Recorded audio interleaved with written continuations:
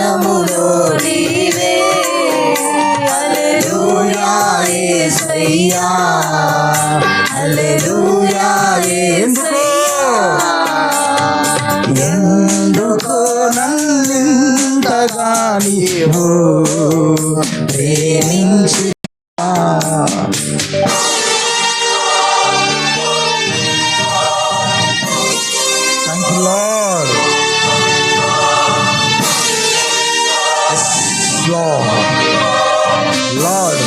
నీ రూపము నాలో నిర్మాణం చేస్తున్న విధానాన్ని బట్టి నేను స్తుతించకుండా నేను ఉండలేనయ్యా, నేను ఘనపరచకుండా నేను ఉండలేను నాయన.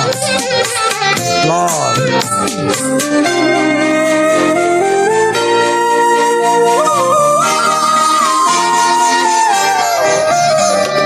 నీ రూపము నాలో నిర్మించి ఉన్నావు, నీ పోలికలోనే నివసించుచున్నావు. నీవు నన్ను ఎన్నుకుంటివి, నీ కొరకై నీ కృపలో. నీవు నన్ను ఎన్నుకుంటివి, నీ కొరకై నీ కృపలో. హల్లెలూయా యేసయ్యా, హల్లెలూయా యేసయ్యా. ఎందుకో నన్నింతగా నీవు ప్రేమించితివో దేవా. Thank you lord. అందరము కలిసి ప్రభుని నా శ్రమలు సహించిన నా దేవా నీకే వందనాలు నాయనా. Thank you lord.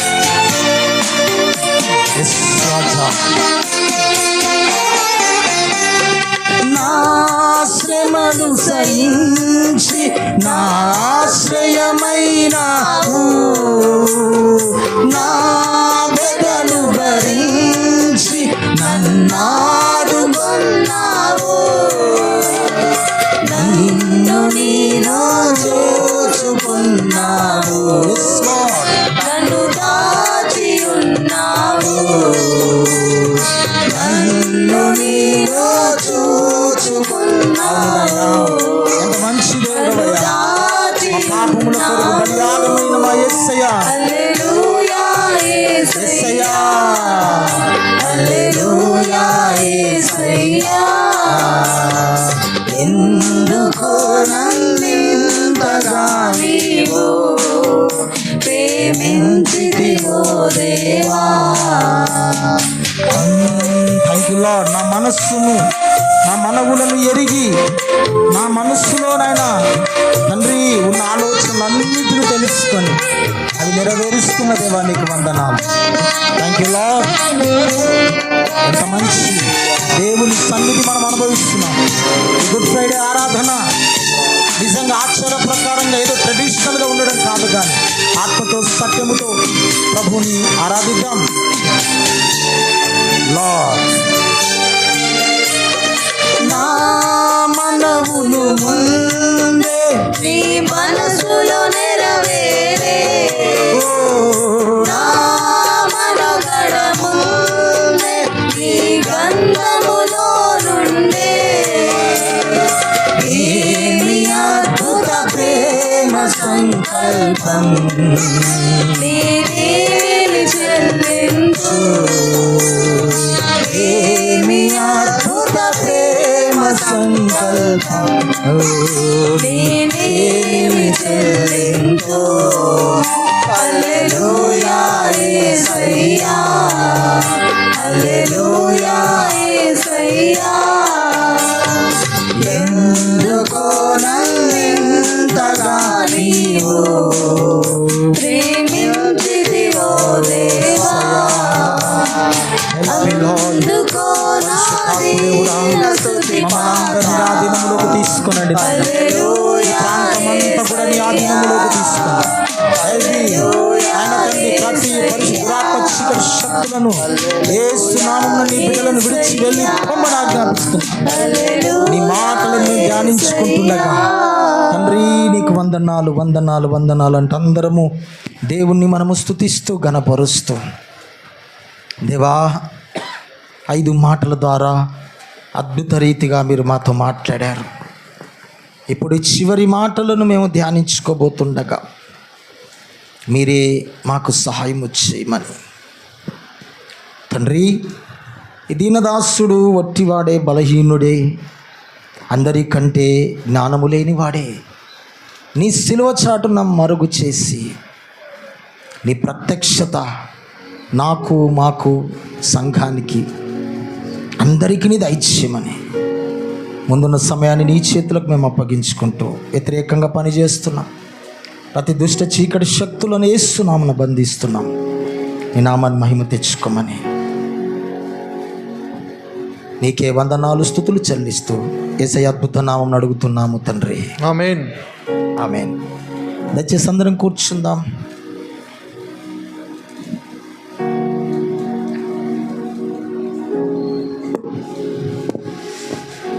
ప్రభునందు ప్రియ దేవుని బిడ్డలారా, మరొకసారి ఈ గుడ్ ఫ్రైడే ఆరాధనకు చేరి వచ్చిన మీ అందరికీ, అలాగే ఆన్లైన్ ఫేస్బుక్ యూట్యూబ్లో వీక్షిస్తున్న వారికి, చేరి వచ్చిన సంఘానికి అగాపే ప్రే టెంపుల్ తరఫున, మా కుటుంబం తరఫున నిండు వందనాలు తెలియచేస్తూ, ఇప్పటి వరకు 5 మాటల ద్వారా దేవుడు మనందరితో మాట్లాడాడు. ఎంతమంది సంతోషంగా ఉన్నారండి? సంతోషంగా ఉన్నవారు ఒకసారి గట్టి హల్లెలూయా చెప్పండి.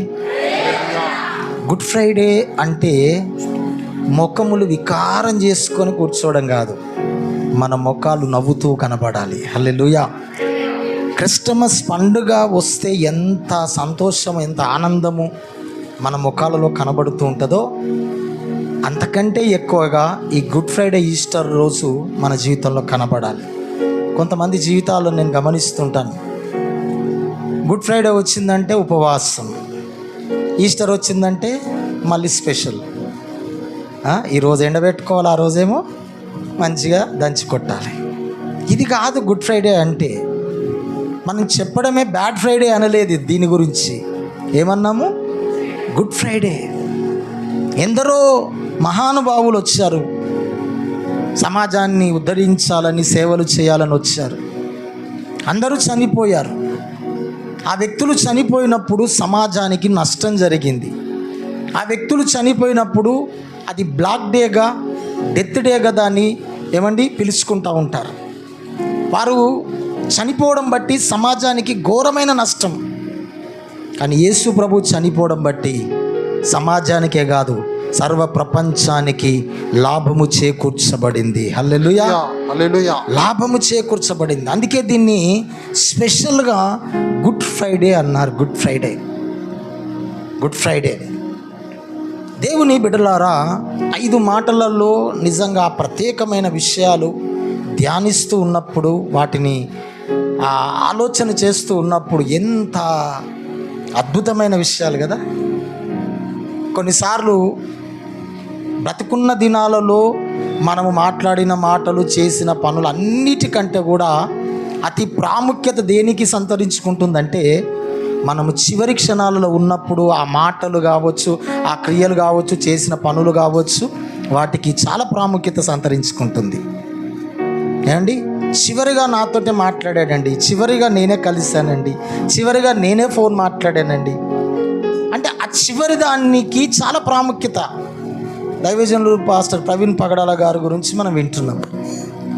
ఆయన ఎంతోమందితో మాట్లాడాడు, అవన్నీ జ్ఞాపకం చేసుకోవట్లేదు. కానీ చివరిసారిగా మాట్లాడింది నాతో, చివరిసారిగా వచ్చింది మా మీటింగ్లోకి, ఇలాంటివి జ్ఞాపకం చేసుకుంటా ఉన్నాను. అందుకే ఈరోజు సర్వ ప్రపంచము కూడా యేసు ప్రభువు యొక్క చివరి మాటలు ఎందుకు ధ్యానం చేస్తున్నారంటే అవి ఎంతో ప్రాముఖ్యమైనవి. వాటిని ధ్యానం చేసి దాని ప్రకారముగా గనక మనము జీవించగలిగితే ఇక ప్రపంచమే, ఏమండి దేశం గురించి కాదు నేను చెప్పేది, ప్రపంచమే యేసయ్యలాగా మారిపోతుంది. గట్టిగా చప్పట్లు కొట్టాలి. హల్లెలూయా. యేసు ప్రభు ఎన్నో మర్మాలు బోధించాడు, ఉపమానాలు చెప్పాడు, ధన్యతల గురించి చెప్పాడు, ఎన్నో చెప్పాడు. వాటన్నిటికంటే ప్రాముఖ్యమైన విషయాలు ఏమిటయ్యా అంటే ఈ కలువరి శిలువలో పలికిన 7 మాటలు. ఈ 7 మాటల ప్రకారము మనము జీవించగలిగితే, వాటి ప్రకారంగా మన బ్రతుకులను సరిచేసుకొని నమ్మిన వారు కావచ్చు, నమ్మకపోయిన వారు కావచ్చు, ఈ యేసయ్య మాటలు గనక ఆలకించి వాటిని ధ్యానించుకుంటూ ముందుకెళ్ళగలిగితే ఇక మనుషులలో కక్షలు, దేశాలు, పంతాలు, పట్టింపులు ఇవి ఉండయి. పైపెచ్చు ఏముంటుందో తెలుసా? ప్రేమ అనేది లోకములో కనబడుతుంది, ఐక్యత కనబడుతుంది. దేవునికి మహిమ కలుగును గాక. హల్లెలూయా. అందుకే 7 మాటలు చాలా ప్రాముఖ్యం. కొంతమంది తేలికగా తీసుకుంటారు. అవి వెరీ వెరీ సీరియస్ అండి, చాలా సీరియస్గా తీసుకోవాలి. యేసు ప్రభువు ఆ కలువరి శిలువలో మరికొద్ది క్షణములో ఇక ఆయన చనిపోబోతున్నాడు. ఆయన మరణము ఇంగ్లీష్లో క్రూషల్ డెత్ అంటారు. కరెక్టేనా బ్రదర్? క్రూషల్ డెత్ అంటారు. క్రూషల్ డెత్ అంటే అర్థం ఏంటో తెలుసా? దారుణమైన మరణం అని అర్థం. కఠినమైన బాధలు పెట్టి చంపడం అని అర్థం అన్నమాట. అసలు ఈ భూమి మీద ఎవరిని కూడా, ఎంత దొంగలు, ఉగ్రవాదులు, నరహంతకులు, వ్యభిచారిణులు, ఎన్నెన్ని భయంకరమైన పనులు చేసి బాంబ్ బ్లాస్ట్ చేసిన వారిని కూడా అంత దారుణంగా కఠిన హింసలు పెట్టి చంపలేరు. ఈ ప్రపంచంలోనే అతి దారుణమైన మరణము ఏదైనా ఉన్నది అంటే అది యేసయ్యకు వచ్చినటువంటి మరణము. ఆ విధంగా యేసయ్యను చంపేశారు. అందుకే ఆయన ఆ విధంగా చంపబడ్డాడు గనుకనే ఈరోజు మనము ఈ సంతోషం అనుభవించగలుగుతున్నాం. నేను వాక్య పరిచయంలోకి వెళ్ళక ముందు ఒక మాట చెప్తాను. ఇక ఆయన ఎందుకు చనిపోయాడు, ఏమి జరిగింది, ఎలా అయ్యింది అని వాటిని తలుచుకుంటూ ఏడ్చుకుంటూ ఉండమని కాదు ప్రభు నేర్పించిన పాఠం. నా సిలువను చూడండి, నేను ఎంత బాధపడ్డాను, నేను ఎన్ని దెబ్బలు తిన్నాను, నా వీపంతా ఎలా దున్నబడింది, ఇవన్నీ జ్ఞాపకం చేసుకొని ఏడవమని కాదు ప్రభు చెప్పింది. ఆయన కలువరి శిలువలో అంత కఠినమైన బాధలు, ఆ కలువరి శిలువ 150 కేజీల బరువు ఉన్నటువంటి ఆ శిలువను మోస్తూ కూడా ఆయన చెప్పిన మాట ఏంటంటే, నా కోసం ఏడవకండి, మీకోసం, మీ పిల్లల కోసం ఏడవండి. మీరు ఏడవలసింది నా కోసం కాదు, నా సిలువను గురించి, నేను పడుతున్న బాధను గురించి కాదు. ఈ బాధ అంతా ఎందుకు నేను భరిస్తున్నానంటే, ఈ బరువైన కాడిని నీవు మొయ్యలేవు, ఇది నేనైతేనే మోయగలుగుతాను. హల్లెలూయా. అందుకే ఆ సిలువ ఇక అవన్నీ జ్ఞాపకం చేసుకొని ముఖమంతా వికారం చేసుకొని, ఏమైంది సిస్టర్ అట్లున్నావంటే, ఉపవాసం బ్రదర్. ఎందుకు అంటే ఈరోజు గుడ్ ఫ్రైడే కదా. గుడ్ ఫ్రైడే అయితే నువ్వెందుకు ఫుడ్ మానేసినావు? ఫుడ్ ఎందుకు మానేసినావు? నేను ఒక మాట చెప్పనా? సర్వ ప్రపంచం ఈ గుడ్ ఫ్రైడే గురించి తెలియని వారు ఏమనుకుంటారు తెలుసా? నేను ఒక అన్యునితో మాట్లాడుతున్నాను. అన్యునితో మాట్లాడుతుంటే ఆయన ఏమన్నాడంటే, రేపు ఏంటి రేపు అని అంటే గుడ్ ఫ్రైడే. ఓహో, రేపు మీ పండుగ కదా అన్నాడు ఆయన. హల్లెలూయా.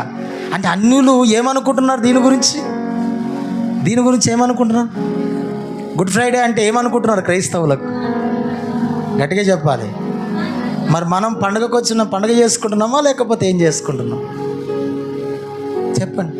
నీకేమన్నా బాగా చెప్తావయ్యా నువ్వు. పొద్దున్న నుంచి ఏం తినకుండా ఉంటాయి. ఎవడు తినొద్దు అన్నాడు నిన్ను? తినకుండా ఉంటే నేను కూడా ఏం తినలేదు, తిని మాట్లాడట్లేదు. కానీ సరే, అది మంచిదే, ఒక పూట మానేస్తే అది ఆరోగ్యానికి మంచిది అనుకోండి. ఎవడో అంత నిన్ను ఇబ్బంది పడి ఉపవాసాలు ఉండమని ఎవడు చెప్పిండు నీకు? యేసయ్యను ఏమండి, ఇది మనకు పండుగ అని అన్యులు అనుకుంటున్నారు, దండుగానేమో క్రైస్తవులు అనుకుంటున్నారు. ఏమండి, మనం చేసుకునేది పండుగ. మనమందరం ఈ పండుగను ఏం చేసుకుందాం? సెలబ్రేట్ చేసుకుందాం, ఎంజాయ్. హల్లెలూయా. జయ హో రాజుకి, జయ వీరుడు శ్రీ యేసుకి, జయ హో రాజుకి, జయ వీరుడు శ్రీ యేసుకి. ఏమండి, పండుగ చేసుకుంటున్నాం కనుక ఎవరు కూడా వికారముగా కష్టంగా పెట్టుకోవద్దు. గుడ్ ఫ్రైడే ఆరాధన అంటే కనీసము 10-10:30కు మొదలయ్యి ఎంత తక్కువ అనుకున్నా కూడా 3 గంటల వరకు జరుగుతుంది. సో ఇక మీకు ఏమి ఇబ్బంది పడవద్దు. అర్థమైందా? 3 గంటల వరకు గుడ్ ఫ్రైడే ఆరాధన ఖచ్చితంగా జరుగుతుంది. సో ఇంకా ముగిస్తలేరు అనే టెన్షన్ ఏం లేదు కనుక అందరు హ్యాపీ. ఒకసారి అందరు స్మైల్ ఇచ్చుకోండి. ఇది పండుగ కనుక అందరు సెకండ్ ఇచ్చుకొని హ్యాపీ గుడ్ ఫ్రైడే అని చెప్పండి. అందరికీ చెప్పండి, అందరు చెప్పుకోండి ఒకరికొకరు. కొంచెం స్మైల్ ప్లీజ్. అబ్రాహాంకు కొంచెం ఎవరైనా సెకండ్ ఇవ్వండి, ఆయన నవ్వుతలేడు. పాపం ఆయన చాలా బాధగా ఉన్నాడు. మన పితరుడైన అబ్రహాం కదా. దేవునికి స్తోత్రం కలుగును గాక. హల్లెలూయా. మంచిది దేవుని సంగమా. ఈ సమయమున నాకు ఇవ్వబడిన ఈ సమయాన్ని బట్టి నేను దేవుని స్తుతిస్తూ చదువుకుందాం. బైబిల్ వాక్యంలోకి వెళ్దాం. రోమాపత్రిక 5వ అధ్యాయము. రోమీలకు రాసిన పత్రిక 5వ అధ్యాయము 12వ వచనం. ఇట్లుండగా ఒక మనుషుని ద్వారా పాపము ద్వారా మరణమును లోకములో ఎలాగు ప్రవేశించెనో అలాగుననే మనుషులందరూ పాపము చేసి మరణము అందరికీ ప్రాప్తించెను. చాలు. ప్రభువునందు ప్రియమైన దేవుని బిడ్డలారా, మొదటి ఆదాము ద్వారా మనుషులందరిలోకి ఏమొచ్చిందట? పాపం వచ్చింది. మొదటి ఆదాము ద్వారా మనుషులందరూ ఏమవుతున్నారంటే చచ్చిపోతున్నారు. దేవుని యొక్క ఉద్దేశము, దేవుని యొక్క కలువరి శిలువ త్యాగము దేని కొరకంటే మొదటి ఆదాము ద్వారా అందరిలోకి మరణం వచ్చింది. రెండవ ఆదామైన యేసుక్రీస్తు ద్వారా మనమందరము బ్రతకాలని దేవుని యొక్క ఉద్దేశం. చప్పట్లు కొట్టి ప్రభువును స్తుతించాలి. మనమందరము బ్రతకాలి. ఈ మొదటి ఆదాము ద్వారా దేవుని ఆజ్ఞను అతిక్రమించడం బట్టి ఆజ్ఞ అతిక్రమమే పాపము గనక పాపం వచ్చింది. పాపం ఏం తీసుకొచ్చింది మనుషులోకి అంటే మరణం తీసుకొచ్చింది. ఈ మొదటి ఆదాము ద్వారా వచ్చినటువంటి వారందరి జీవితంలో ఏం ప్రాప్తించిందంటే మరణమే. ఆదాము ద్వారా మనం అందరం వచ్చిన వారమే. మన పితరుడు ఎవరు అంటే ఆదామే. ఆయన ద్వారా మనుషులందరిలోకి మరణం వచ్చింది. అందరూ పుడుతున్నారు, పాపము చేస్తున్నారు. పాపములోనే జన్మతః పాపై కర్మతః పాపి. ఈ పాపము మనిషిని వెంటాడుతున్నది. రెండవ ఆదామైన క్రీస్తు భూమి మీదకి రావడానికి ప్రప్రథమైన కారణం మనమందరము బ్రతకాలని ఆయన ఉద్దేశమై ఉన్నది. అందుకే ఈ శిలువ కార్యక్రమం, ఈ శిలువ యజ్ఞానికి సంబంధించిన కార్యక్రమాన్ని ఆయన ఎప్పుడు ప్రారంభించాడు అంటే సృష్టి ఆరంభములోనే. ఎప్పుడైతే ఏదేను తోటలో ఆదాము అవ్వలు ఆజ్ఞను అతిక్రమించాడో ఆ వెంటనే ప్రభు తన ప్రణాళికను ప్రారంభం చేశాడు. అక్కడ ఆదికాండము 3వ అధ్యాయము 15వ వచనం చదవండి. అక్కడ చూడండి, అక్కడ దేవుని శాపం మనకు కనబడుతుంది. మరియు నాయన అందరూ కూర్చోండి, ఇప్పుడేమొద్దు.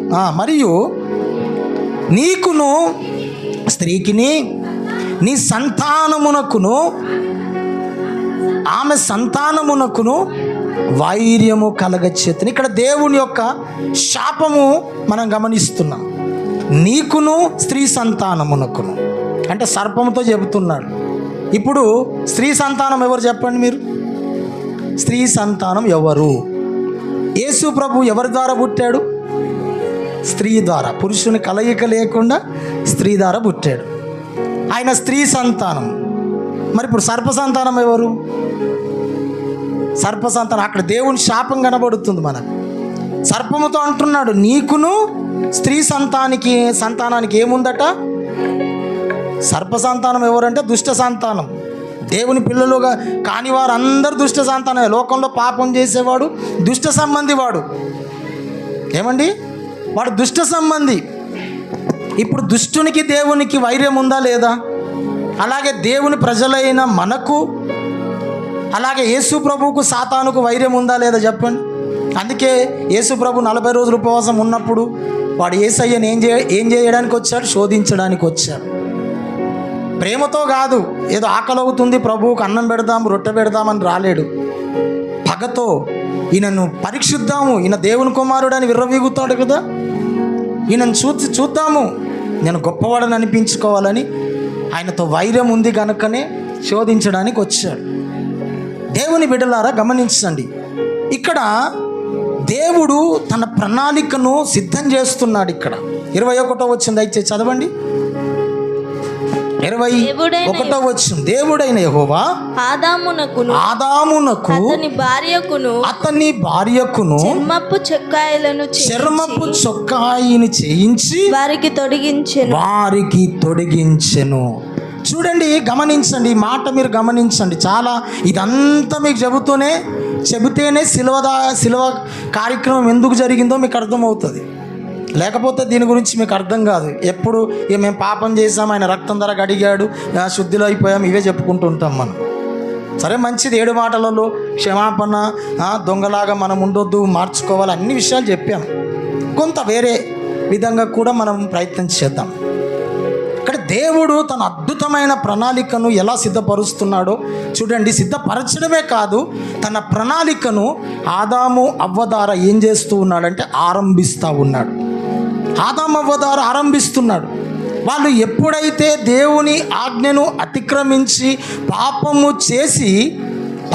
చేసి ప్రభు అయిన యెహోవా ఆ తోటలోనికి వస్తున్నప్పుడు వారు ఏం చేశారంటే ఆకులు కుట్టుకొని, ఆకులు కప్పుకొని తమ శరీరానికి దాక్కున్నారట. చెట్ల చాటున దాక్కున్నారు. ప్రభు వచ్చి అన్నాడు, ఆదామా నువ్వు ఎక్కడున్నావు అని అడిగాడు. ఆదామా నువ్వు ఎక్కడున్నావంటే సార్ ఆన్సర్ ఏంటి? నీ స్వరము వినినప్పుడు నేను ఏమైతిని? దాక్కుంటిని. ఆకులతో తమ శరీరాన్ని, అప్పటి వరకేమో సిగ్గునొల్లని వారిగా, దేవుని ఆజ్ఞ అతిక్రమించినంత వరకు సిగ్గునొల్లని వారిగా ఉన్నారు. ఎప్పుడైతే ఆజ్ఞ అతిక్రమించారో సిగ్గు అనేది వారి జీవితంలోకి వచ్చేసింది. అయ్యో మేము దిగంబరులుగా ఉండామే అని ఆకులు తీసుకొని ఆకులు కప్పుకున్నారు తమ శరీరానికి.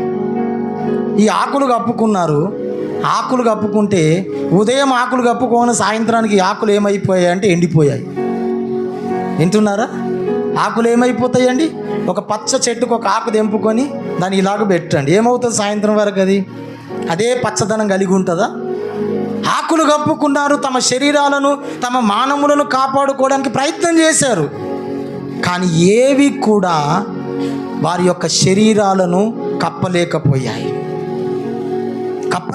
అందుకే దేవుడు చేస్తున్నటువంటి పని ఇక్కడ ఎంత అద్భుతమైన పని అంటే, వీళ్ళు ఎప్పుడైతే ఆజ్ఞను అతిక్రమించారో ఆ వెంటనే ప్రభు వచ్చి సరేలే పోనీలే, ఏదేమైనా ఇక మీరు చేయొద్దన్న పని చేశారు, ఇక నేను మిమ్మల్ని వేరేలాగా తయారు చేసి మరలా ఆ కోల్పోయిన ఆ ఏదేను తోటలోకి ఆ మహిమని మీకు మరలా నేను ఇస్తానులే అని వేరే ప్రయత్నం చేయలేదు అక్కడ.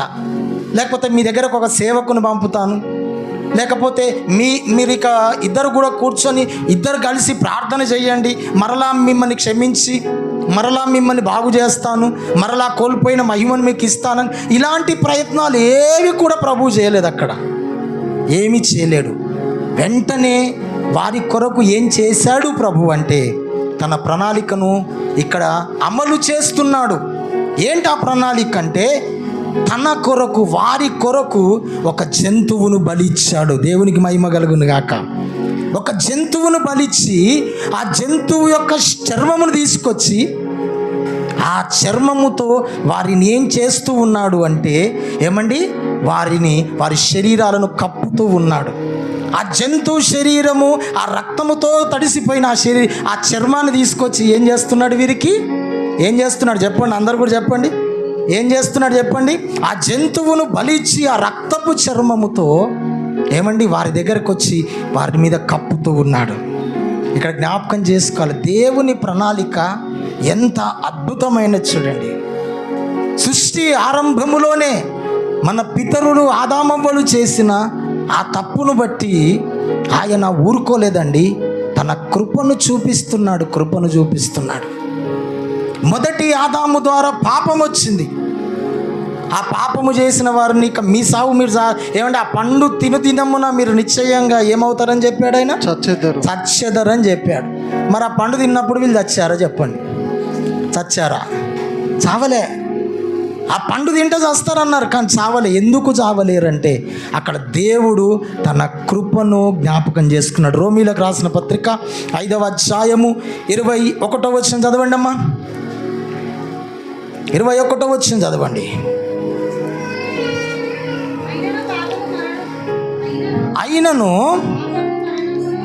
అయినను పాపము మరణమును ఆధారము చేసుకొని ఏలెను నిత్య జీవము కలుగుటకై నీతి ద్వారా కృపయు మన ప్రభు అయిన యేసుక్రీస్తు మూలముగా ఏలు నిమిత్తము పాపం ఎక్కడ విస్తరించెనో అక్కడ కృప విస్తరించెను. గట్టిగా చప్పట్లు కొట్టాలి, దేవుని స్తుతించాలి. హల్లెలూయా. పాపము ఎక్కడ విస్తరిస్తుందో అక్కడ ఏం విస్తరిస్తుందట?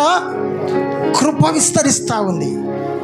వీళ్ళు పాపము చేశారు. పాపము చేసిన వెంటనే మీ సావు మీరు సావండిరా, మీ బతుకు మీరు బతకండిరా, ఇక మీరు ఏమైనా చేసుకోండి అని వారిని శిక్షకు వారిని అప్పగించలే. కానీ వారి పట్ల దేవుడు చేసిన అద్భుతం ఏంటంటే జంతువును బలిచ్చి ఆ జంతువు చర్మము రక్తముతో తడిసినటువంటి ఆ చర్మమును తెచ్చి వీరి శరీరములకు కప్పినట్టుగా మనం చూస్తున్నాం. ఎప్పుడైతే వీరి శరీరాలకు ఈ రక్తముతో తడిచిన చర్మము కప్పబడిందో అపవాది ఆ రక్తము చూడగానే భయపడడం మొదలైపోయింది. హల్లెలూయా, హల్లెలూయా, హల్లెలూయా. అపవాది రక్తమును చూడగానే వానిలోకి ఏమొచ్చేసిందంటే వణుకుడు వచ్చేసింది. అదే ఆదికాండం మనం 4వ అధ్యాయం చూడండి దయచేసి. మొదటి జంట యొక్క కుమారులు 4వ అధ్యాయము 4వ వచనం చదవండి. ఏబేలు కూడా తన మందను తొలుచూలు పుట్టిన వాటిలో క్రొవ్విన వాటిని కొని తెచ్చి 3వ వచనం చదవండి. 3వ వచనము. కొంతకాలమైన తర్వాత కయ్యను పొలము పంటలో కొంత యెహోవాకు అర్పణ. ఇవన్నీ మీరు తర్వాత చదువుకోండి. ఏమండి దేవుని సంగమా, ఈ 4వ అధ్యాయంలో ఆదామవ్వలకు పుట్టిన కుమారులు కయ్యను, హేబేలు. కయ్యను చూడండి దేవుని యొక్క ప్రణాళిక. అక్కడనేమో జంతువును బలిచ్చి ఆ చర్మముతో వారిని కప్పినట్టుగా చూస్తున్నాము. ఇక్కడ కూడా ఆదామవ్వలు వారి పిల్లలకు ఏం నేర్పించారో చూడండి, ఎంత అద్భుతమైన మాటలు నేర్పించారో చూడండి. మేము మా ధనమును బట్టియో లేకపోతే మా సామర్థ్యతను బట్టియో లేకపోతే మా పేరు పలుకుబడిని బట్టియో ఇంకే దాన్ని బట్టియో మేము మిమ్మల్ని ఈ యొక్క అతిక్రమము కావచ్చు పాపము నుండి మేము తప్పించలేము. మీరు ప్రభు సన్నిధికి చేరాలంటే మీరు దేనిని ఆశ్రయించాలి అంటే మీరు రక్తమును ఆశ్రయించాలని ఆదామవ్వలు తన పిల్లలకు నేర్పించినట్టుగా చూస్తున్నాం. ఇది ఏబేలుకు అర్థమైంది కానీ కయ్యనుకు అర్థం కాలే. అందుకే ఏబేలు దేవుని సన్నిధికి వచ్చేటప్పుడు ఏం తీసుకొని వస్తున్నాడు? ఇక్కడ ఏం తీసుకొని వస్తున్నాడు? ఏమో ఏం తెచ్చిండో, మేము ఉన్నామా అక్కడ? చెప్పండి, ఏం తీసుకొని వస్తున్నాడు? దేవుని స్తోత్రం, హల్లెలూయా. అందరం ఇక్కడనే ఉన్నారా? ఏబేలు ఏం తీసుకొని వస్తున్నాడు దేవుని సన్నిధికి? చెప్పండి అమ్మా. కనీసం అప్పుడప్పుడైనా కొంచెం జర్ర ఇట్లా పేపర్లను చదువుతుంటే అర్థమవుతుంది. ఏబేలు దేవుని సన్నిధికి ఏం తీసుకొస్తున్నాడంటే గొర్రె పిల్లను తీసుకొస్తున్నాడు. తన మందలో నుండి కూడా ఏది తీసుకొస్తున్నాడో తెలుసా? క్రొవ్వినది, శ్రేష్టమైనది, పవిత్రమైన దాన్ని తీసుకొచ్చి దేవుని సన్నిధికి వస్తూ ఉన్నాడు. కయ్యను ఏం తెస్తున్నాడంటే కయ్యను దేవుని సన్నిధికి ఏం తెస్తున్నాడు తెలుసా? కయ్యను పండ్లు తీసుకొని వస్తున్నాడట. పండ్లు తీసుకొని వస్తున్నాడు. దేవునికి స్తోత్రం కలుగును గాక. అందుకే ఒక పాట ఉంది కదా, పాడదామా? ఈ పాట పాడదాం. Thank you lord. దేవుని స్తోత్రం లార్డ్, దేవుని స్తోత్రం. Thank you Jesus.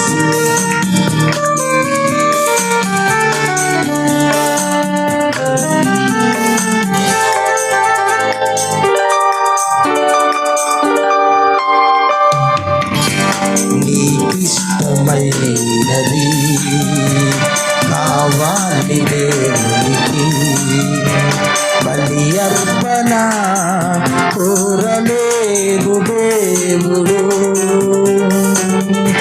బలి అర్పణ కోరలేదు దేవుడు. ప్రభు మనసు తెలుసుకో, వాక్యాన్ని చదువుకో, నీకిష్టమైనది కావాలి దేవునికి. బలి అర్పణ కోరలేదు దేవుడు. Thank you lord. కయ్యూను అర్పణ తెచ్చాడు దేవుడి దగ్గరికి. కయ్యూను అర్పణ దేవుడు అంగీకరించలేదట.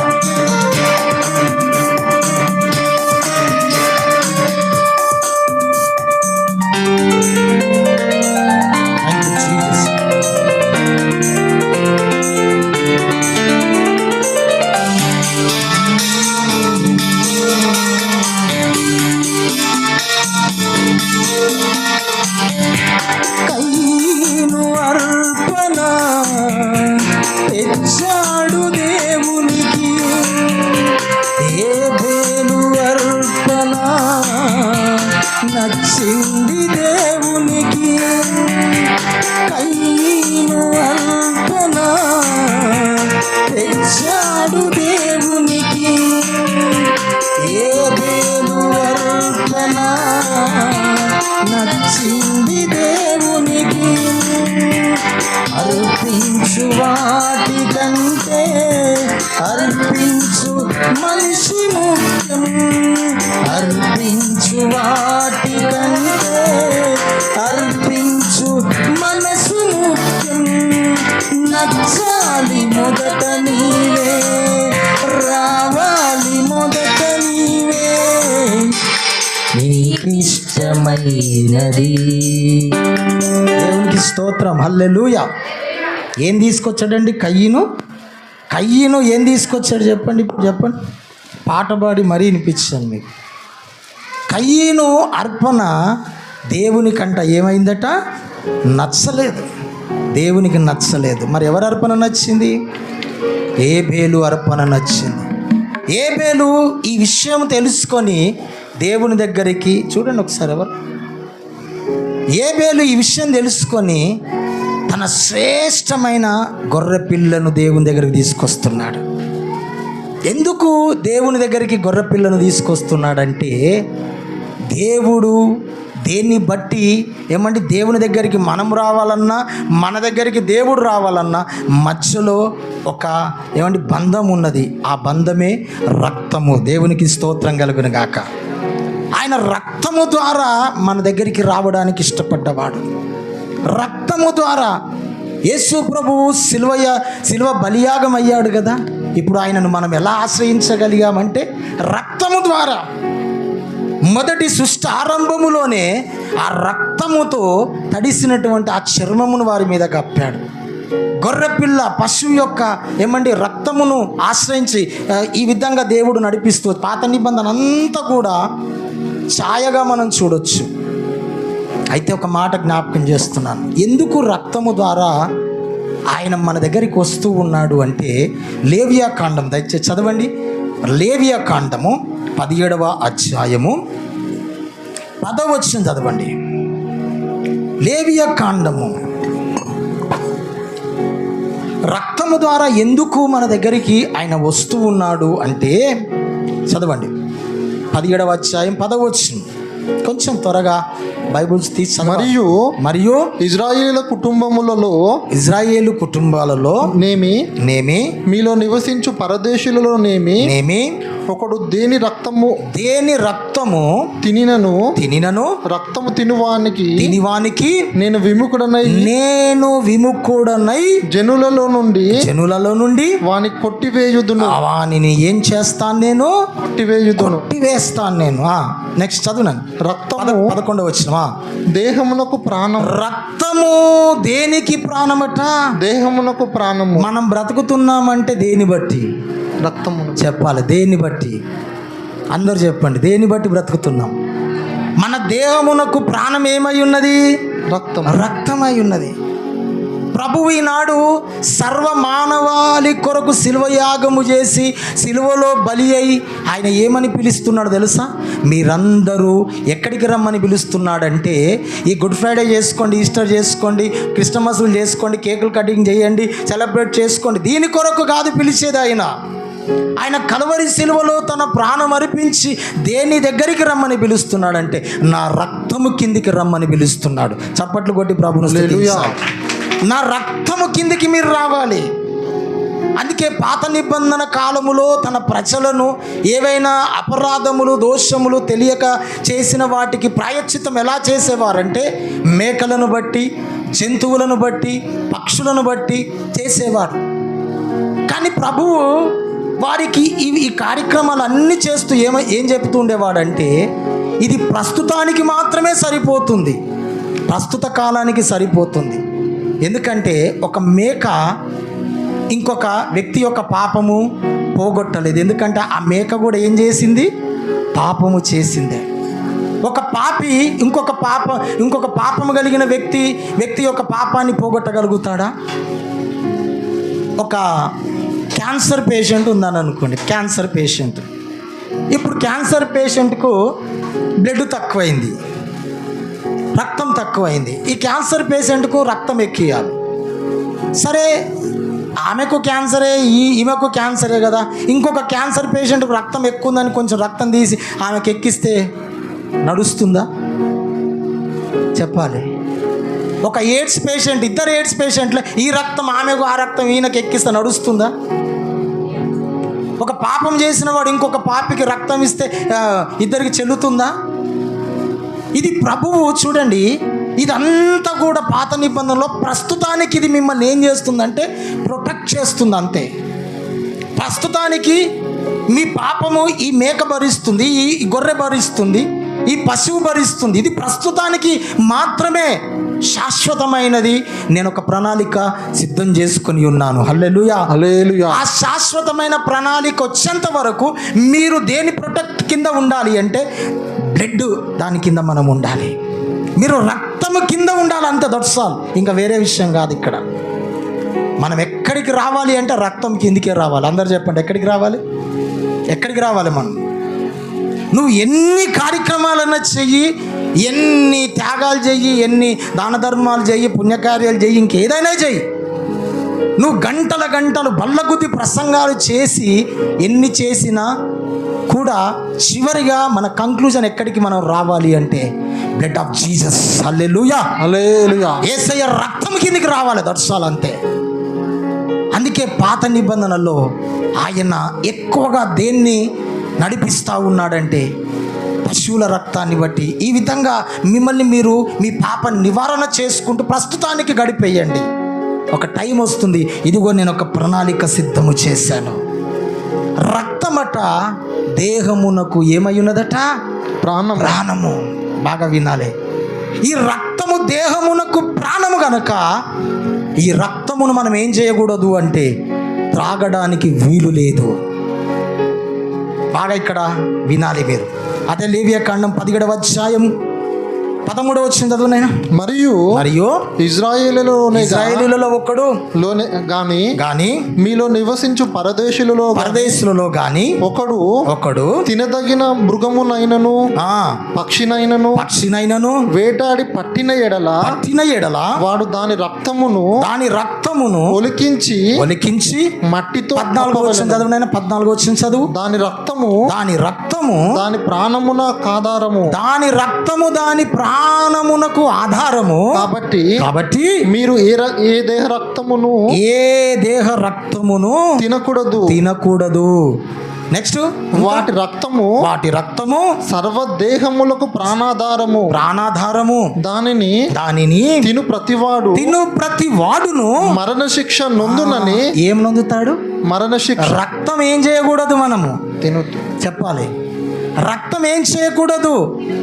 తినకూడదు. ఈ ప్రశ్న గుర్తుపెట్టుకోండి అందరూ కూడా, మర్చిపోవద్దు.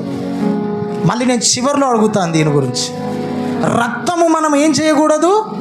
తింటే ఏమవుతానన్నాడు చెప్పాడు? చెప్పాలి. తింటే ఏమవుతానన్నాడు? శాపగ్రస్తుడు కాదు, మరణం. నువ్వు రక్తాన్ని తినొద్దు. ఆ రక్తం ఎందుకు ఇచ్చాడు అంటే, ఒక బలి పశువు వధించబడిన తర్వాత కొంత రక్తమేమో బలిపీఠం మీద పోయబడడానికి, వినండి బాగా, బలిపీఠం మీద పోయబడడానికి, ఇంకొంత భాగం మిగిలి ఉన్నది. దానిని ఏం చేయాలంటే మట్టి తీసి ఆ మట్టిలో వేసి మట్టితో దాన్ని కప్పెట్టేయాలంతే. అంతేగాని ఇంకా కొంచెం మిగిలి ఉంది కదా అని చెప్పి దాన్ని ఏంటి పెంక మీద కొంచెం అది గడ్డగట్టిన తర్వాత వేడి చేసుకొని దాన్ని ఉప్పు కారము రంగడిచ్చి దాన్ని ఇంకేదో చేసి, ఇది మంచిదన్నా, చాలా చిన్నప్పుడు చెప్పేవాళ్ళు ఈ మాట. ఇది ఏమంట చెప్పండి, ఏమంట? ఇది మంచిది, ఇది తినాలి. అరే బాబు, దేవుని వాక్యం చెబుతుంది రక్తము మనం ఏం చేయకూడదు. నాయనా, అంత త్యాగాలు ఎందుకు చేస్తున్నారు? అలా నా త్యాగాలు ఆపి ఇక్కడ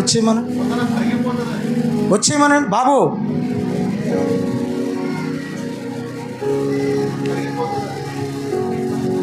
దయ్యం పనులు బాగా పనిచేస్తుంటాయి మన దగ్గర. ఎందుకు ఇప్పుడు అంత అర్జెంట్ ఏముంది? రండి, వచ్చేయండి.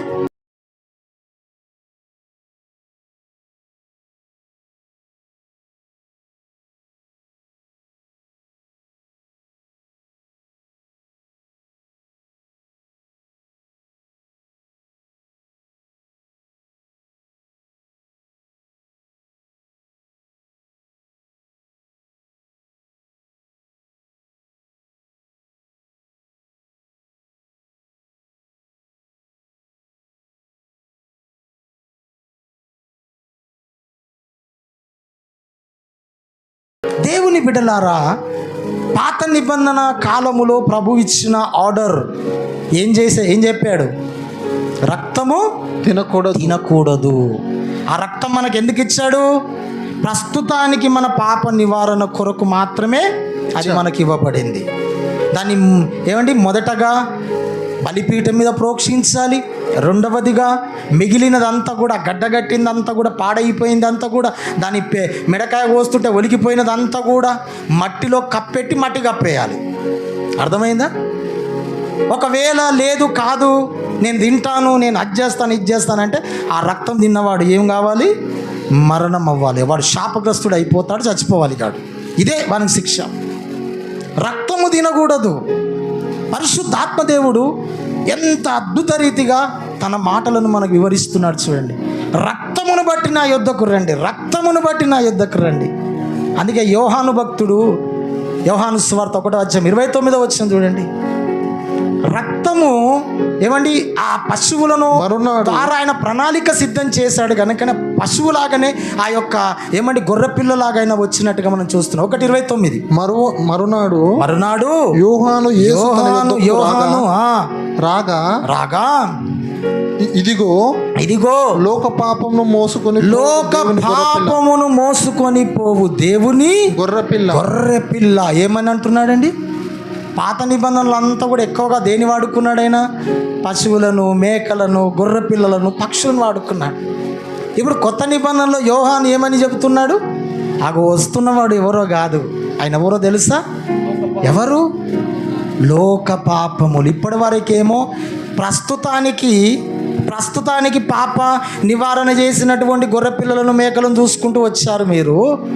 ఇప్పుడైతే ఇదిగో ఆ పాత నిబంధనలో ఉన్న గొర్రె పిల్ల, ఆ పాత నిబంధనలో చెప్పబడిన మేక పిల్ల, ఇవన్నీ కూడా చూపిస్తూ ఇదిగో ఆయన లోక పాపమును మోసుకొని వచ్చిన గొర్రె పిల్ల అని ప్రకటించాడు. హల్లెలూయా, హల్లెలూయా. ఆయన గొర్రె పిల్ల. ఈ గొర్రె పిల్ల ఏ గొర్రె పిల్లని తెలుసా? పాపము లేని గొర్రె పిల్ల. పాత నిబంధనలో బలి అయిన గొర్రె పిల్లలు అన్నీ కూడా ఏ గొర్రె పిల్లలు? అవి పాపము ఉన్న గొర్రె పిల్లలు. ఒక పాపిని పాపము నుండి విడిపించాలంటే అది ప్రస్తుతానికి సరిపోయిందే కానీ అది పర్మనెంట్ సొల్యూషన్ కాదు. ఒక పాపిని పాపము నుండి విడిపించాలంటే పరిశుద్ధుడైన వాడు రక్తము చెందించాలి. హల్లెలూయా. ఆ పరిశుద్ధుడైన రక్తం ఆ పరిశుద్ధాత్మ దేవుడు పరిశుద్ధుడిగా వచ్చాడు. ఆ గొర్రె పిల్ల గురించి యోహాను చెబితే ఏమన్నాడో తెలుసా? ఆ వస్తున్నవాడు ఎవరో కాదు, ఆయన పరిశుద్ధుడు అన్నాడు. దేవునికి మహిమ కలుగును గాక. హల్లెలూయా. ఆయన పరిశుద్ధుడు. ఆయన ఎందుకు వచ్చాడు అంటే ఇదిగో సర్వ మానవాళికి. ఒక గొర్రె పాపాన్ని తీయలేదు, ఒక పాపి మరొక పాపి యొక్క పాపాన్ని తీయలేదు. ఎవ్వరు కూడా ఎవరి పాపాన్ని తొలగించలేరు. పాపము పోవాలంటే పరమాత్ముడు నరవతారమెత్తి తన బలియాగము ద్వారానే పాపం పోతుంది. ఆయన పరిశుద్ధుడై ఉండాలని యోహాను ప్రకటించాడు. ఆయన పరిశుద్ధుడు. వస్తున్నటువంటి గొర్రెపిల్లలు ఎవరో కాదు. ఇంతవరకు మీరు చూసిన గొర్రెపిల్లలు వేరు. ఇంతవరకు అవి మీకు అప్పటి వరకు మీకు కొంత ఉపశమనాన్ని ఇచ్చాయి. కానీ ఇప్పుడు వస్తున్న గొర్రెపిల్ల ఏంటో తెలుసా? గొర్రె పిల్ల పరిశుద్ధుడైనటువంటి దేవుని గొర్రెపిల్ల. హల్లెలూయా, హల్లెలూయా. ఏమండి, బైబుల్ గ్రంథములో పరిశుద్ధుడని పిలువబడిన వారు ఎవరైనా ఉన్నారా చెప్పండి? బైబుల్ గ్రంథంలోనే కదా, ప్రపంచ చరిత్రలో కూడా నేను పరిశుద్ధుడని చెప్పుకున్న వారు ఎవరైనా ఉన్నారా చెప్పండి? ఎవరూ లేరు. పరిశుద్ధుడని చెప్పుకున్న వారు ఎవ్వరూ లేరు. ఇద్దరు చెప్పుకున్నారు పరిశుద్ధుడని చెప్పుకున్నవారు. ఇద్దరు చెప్పుకున్నారు. యెషయా ప్రవచన గ్రంథం దయచేసి చూడండి. యెషయా ప్రవచన గ్రంథం 57వ అధ్యాయం. నా సమయం తక్కువ ఉంది కనుక నేను ఫాస్ట్గా వెళ్ళిపోతా ఉన్నాను. కొంచెం 57:15 చూడండి. దేవుడు ఏమంటున్నాడో చూడండి. మహాగణుడును మహోన్నతుడును పరిశుద్ధుడును నిత్య నివాసి ఏమై ఉన్నాడట? ఆయన ఏమై ఉన్నాడంట? మహాగణుడును మహోన్నతుడును పరిశుద్ధుడును. దేవుడు ఎవరండి చెప్పండి? దేవుడు ఎవరు? పరిశుద్ధుడు. మొదటి పేతురు 1:14 చదవండి. 14-16 రెండు చదవండి, కలిసి ఉంటాయి. నేను పరిశుద్ధుడను గనక మీరును పరిశుద్ధులై ఉండండి. దేవుని గట్టిగా చప్పట్లు కొడదాం. హల్లెలూయా, హల్లెలూయా. నేను పరిశుద్ధుడను గనక మీరును ఏమై ఉండండి? పరిశుద్ధులై ఉండండి. యోహాను సువార్త 8వ అధ్యాయం 46వ వచనం చూడండి. యోహాను సువార్త 8వ అధ్యాయం 46. నా యందు పాపమున్నదని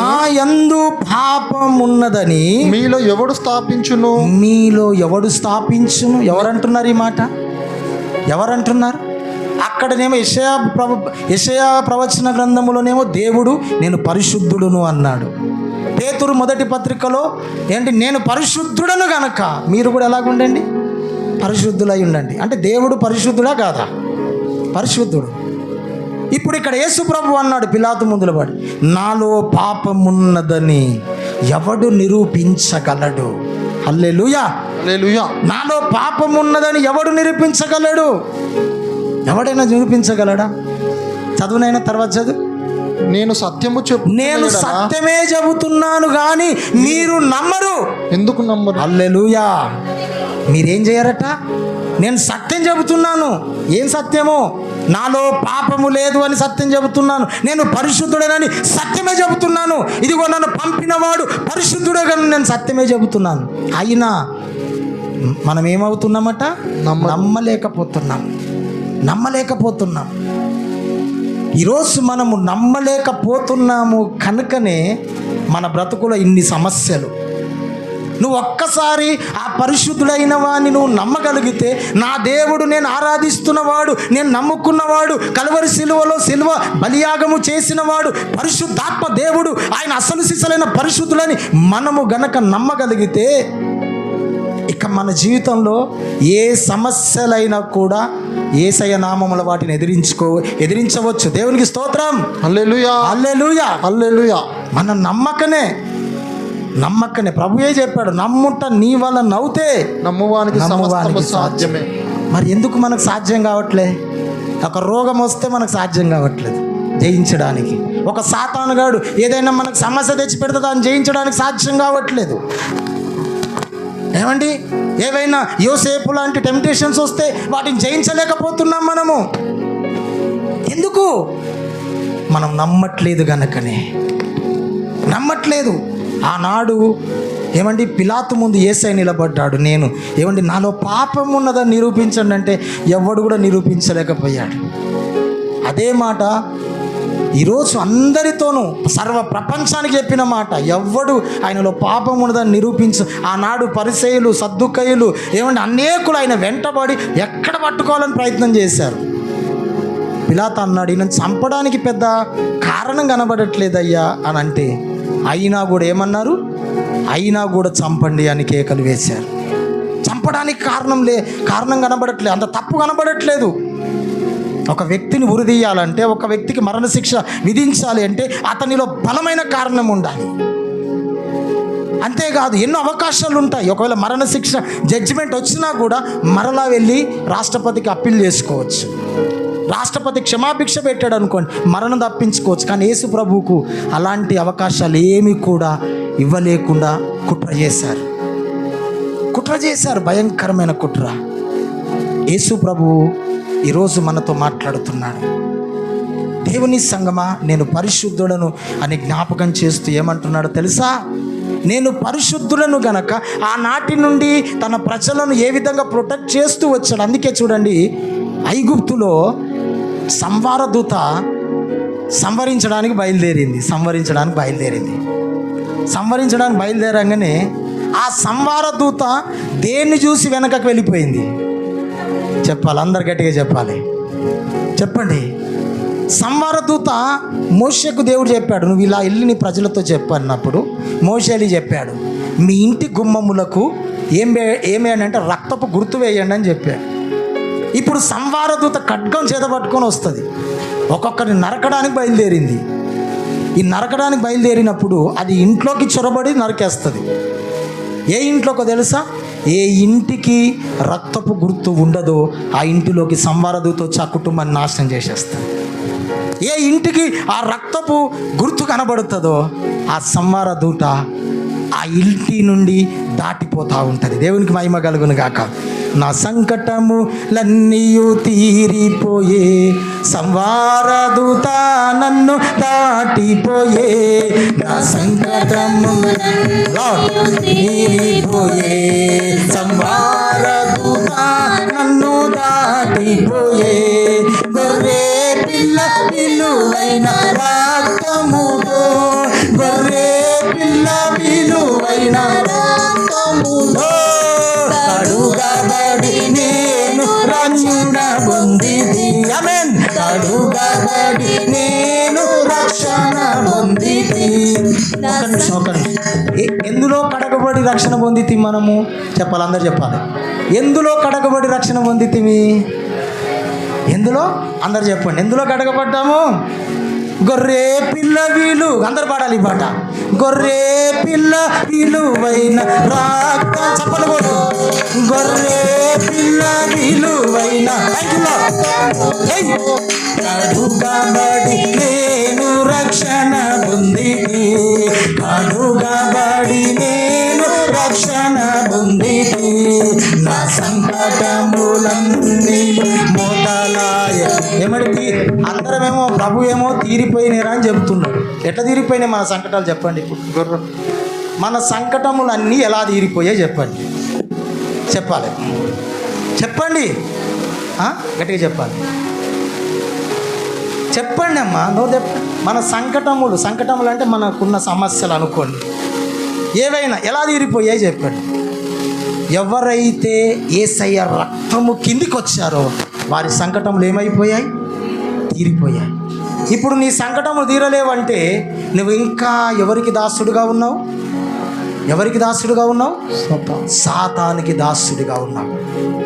అందుకే ఐగుప్తులో నుండి ఇశ్రాయేలు ప్రజలను ఎవరి దాస్యత్వములో నుండి విడిపించాడంటే ఫరో దాస్యత్వములో నుండి విడిపించాడు. గట్టిగా చప్పట్లు కొట్టాలా? హల్లెలూయా. ఫరోకిక నేను దాసుడను కాను, ఫరోకిక నేను దాసుడను కాను, పరమాత్మకు నేను హక్కుదారు. హల్లెలూయా.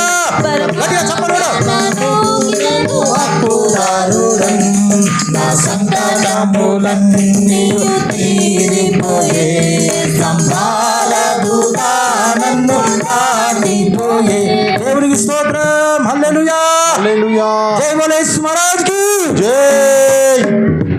ఏం లేదు, ఫాస్టింగ్ ఉంటే ఎట్లుండాలో ఇంకా దంచి కొట్టాలి. జై అన్నట్టుగా ఉంది. ఫరోకి దాసులమా మనము? ఎవరికి దాసులం? యేసయ్యకు దాసులమా? యేసయ్య మనను ఫరో అనే దురాత్మ నుండి మనల్ని విడిపించాడు. హల్లెలూయా, హల్లెలూయా. హల్లెలూయా. అందుకే యేసయ్య ఒక ఉద్దేశము, ఆయన సిలువ మరణాన్నే ఎందుకు ఎంచుకున్నాడంటే మనలను తన రక్తముతో కప్పడానికి. హల్లెలూయా, హల్లెలూయా. తన రక్తం కిందికి మనం రావడానికి, తన రక్తం కిందికి రావడానికి. అందుకే పాత నిబంధనలో రక్తాన్ని ఏం చేయొద్దన్నాడు ఆయన? చెప్పాలి. ఏం చేయొద్దన్నాడు? తినొద్దన్నా. ఏం చేయొద్దన్నాడు? తినొద్దు అని. అందరు చెప్పాలి. ఏం చేయొద్దన్నాడు రక్తాన్ని? మొదటి కొరింథీయులకు రాసిన పత్రిక 11వ అధ్యాయము 25. కొరింథీ మొదటి కొరింథీ 11:25. ఆ ప్రకారమే భోజనమైన పిమ్మట ఆయన పాత్రను ఎత్తుకొని ఈ పాత్ర నా రక్తము వలనైన క్రొత్త నిబంధన మీరు దీనిలోని త్రాగున్నప్పుడెల్లా. ఒక్క నిమిషం. ఈ పాత్ర, ఒక పాత్రను యేసయ్య పైకెత్తి పట్టుకుంటున్నాడు. దేవునికి కృతజ్ఞతాస్తుతులు చెల్లించి ఆ పాత్రను శిష్యులకు ఇస్తూ ఏమంటున్నాడంటే, చదువునైనా, మీరు ఈ రొట్టెను తిని ఈ పాత్రలోనిది తాగునప్పుడల్లా ప్రభువు వచ్చు వరకు ఆయన మరణమును ప్రచురింపుదురు. ఆ పాత్రలో ఏంటి ఉన్నది? 25 ఒకసారి చదువునైనా క్లియర్గా. ఆ ప్రకారమే భోజనమైన పిమ్మట ఆయన పాత్రను ఎత్తుకొని ఈ పాత్ర. మత్తయి సువార్త 26 చదవండి ఒకసారి. 26 చదవండి. మత్తయి సువార్త.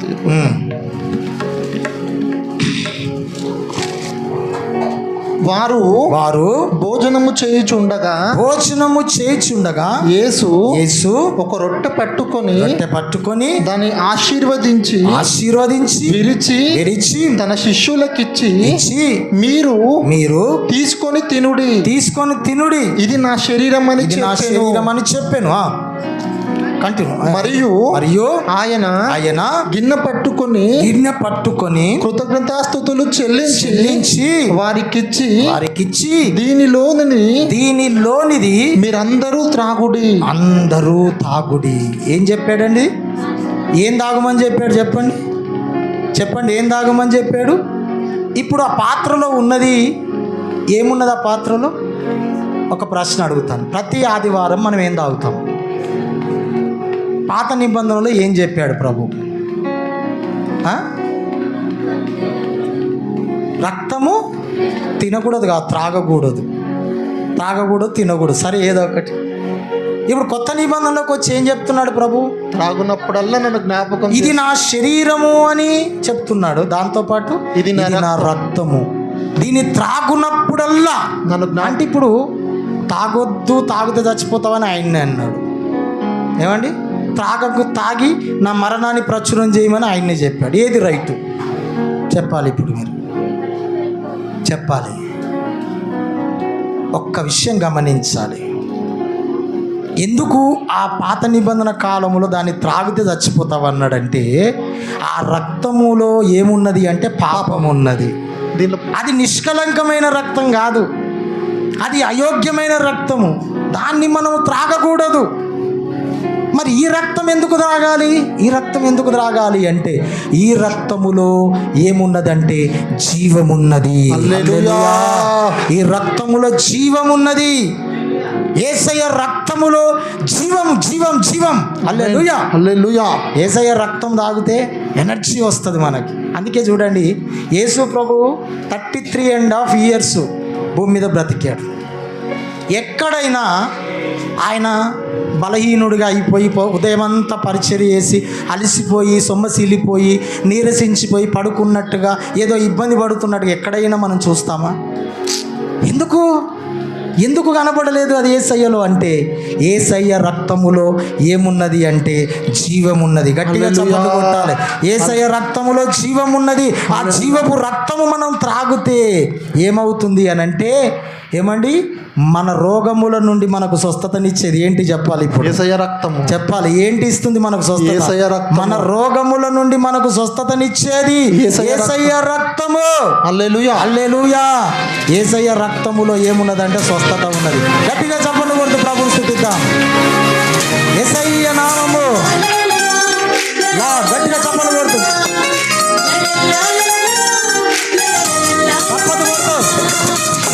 నామములో శక్తి ఉన్నదయ్యా.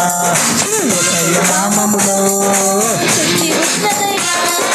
నమ్ముతే చాలు నువ్వు పొందుకుంటావు శక్తి. నమ్ముతే చాలు నువ్వు పొందుకుంటావు యేసయ్య నామములో శక్తి. యేసయ్య నామములో శక్తి ఉన్నదయ్యా.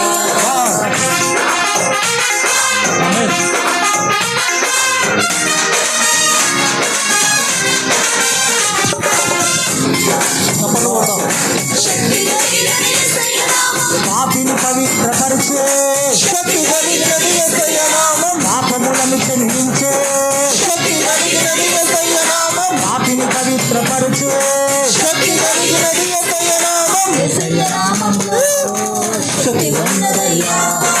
యేసయ్య నామములో శక్తి ఉన్నదయ్యా. యేసయ్య నామములో. దేవుని స్తోత్రం. హల్లెలూయా. హల్లెలూయా.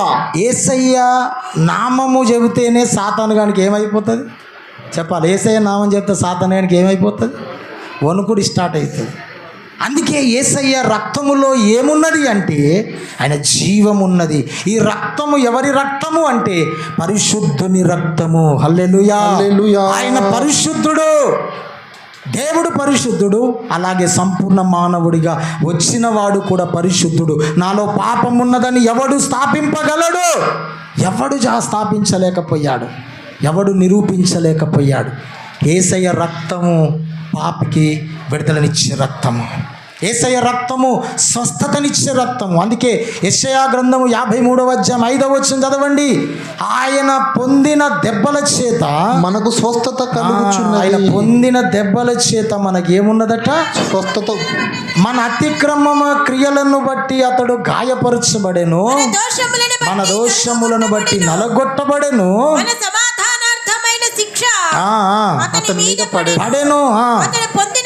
అతడు పొందిన దెబ్బల చేత మనకు స్వస్థత కలుగుచున్నది. హల్లెలూయా. మొదటి పేతురు పత్రిక 2వ అధ్యాయం 24వ వచనము. మొదటి పేతురు పత్రిక 2వ అధ్యాయం 24వ వచనం. పేతురు కూడా ఇదే మాట అక్కడ జ్ఞాపకం.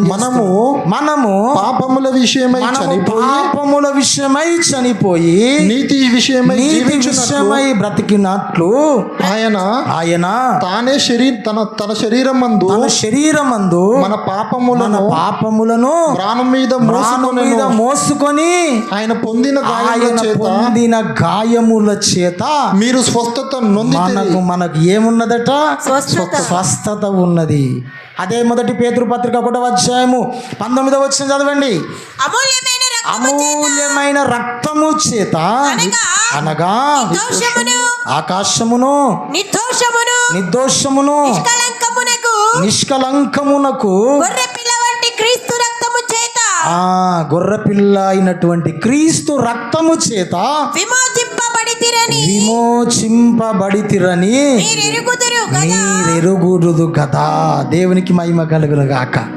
ఎందుకు ఈ మాటలన్నీ జ్ఞాపకం చేస్తున్నానంటే మన కొరకు కలువరి శిలువలో యజ్ఞమైనటువంటి వాడు మన పట్ల ఒక ప్రత్యేకమైన ప్రణాళికను కలిగి ఉన్నాడు. ఒక ప్రత్యేకమైన ప్రణాళిక, ఒక ప్రత్యేకమైన ఉద్దేశాలు ఆయన కలిగి ఉన్నాడు. ఎక్కడ మూలవాక్యం పోయింది ఏంటి? 6వ మాట చెప్పమంటే ఏం చెప్తున్నాడు వీడు అని అందరూ అయోమయానికి గురైపోయారు కదా.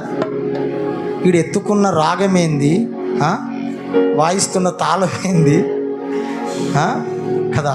అందరూ మకతికలో ఉన్నారా చెప్పండి. అలా ఉన్నవారు హల్లెలూయా చెప్పండి. హల్లెలూయా. కరెక్ట్గానే ఉన్నారు. ట్రైన్ ట్రాక్ మీదనే ఉంది. దేవుని స్తోత్రం కలుగును కాక. హల్లెలూయా. నిద్ర వస్తున్నవారు హల్లెలూయా చెప్పండి. హల్లెలూయా.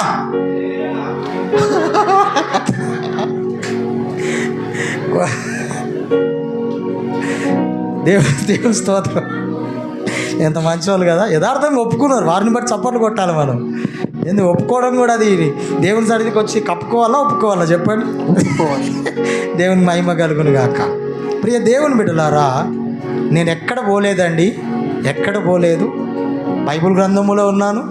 నేను ఎత్తుకున్న మీరు చెప్పిన మూలపాఠాన్ని తీసుకొని నేను మాట్లాడుతున్నాను. అది చెప్పాలంటే ఇదంతా చెప్పాలి. దేవునికి స్తోత్రం. ప్రియ దేవుని బిడ్డలారా గమనించండి, ఆయన పరిశుద్ధుడు. నేను ముగించేస్తాను ఒక 5-10 నిమిషాలు. ఆయన పరిశుద్ధుడు. ఆయన రక్తము నిష్కలంకమైనది, నిర్దోషమైనది, ఏమండి అపవిత్రతమైనది కాదు, పవిత్రమైనటువంటిది, అమూల్యమైనటువంటి రక్తము. ఈ రక్తము ద్వారా మనం కొనబడ్డాము. హల్లెలూయా, హల్లెలూయా. ఈ రక్తము ద్వారా కొనబడ్డాం. ఆ కొనబడిన దినమే ఈరోజు మనం జరుపుకుంటున్న గుడ్ ఫ్రైడే. దేవునికి స్తోత్రం కలుగును గాక. హల్లెలూయా. ఈ రక్తము మన కొరకు ప్రైస్ చెల్లించింది. ఆ విలువ చెల్లించిన రోజే మనం గుడ్ ఫ్రైడేగా ఈరోజు సెలబ్రేట్ చేసుకుంటున్నాం.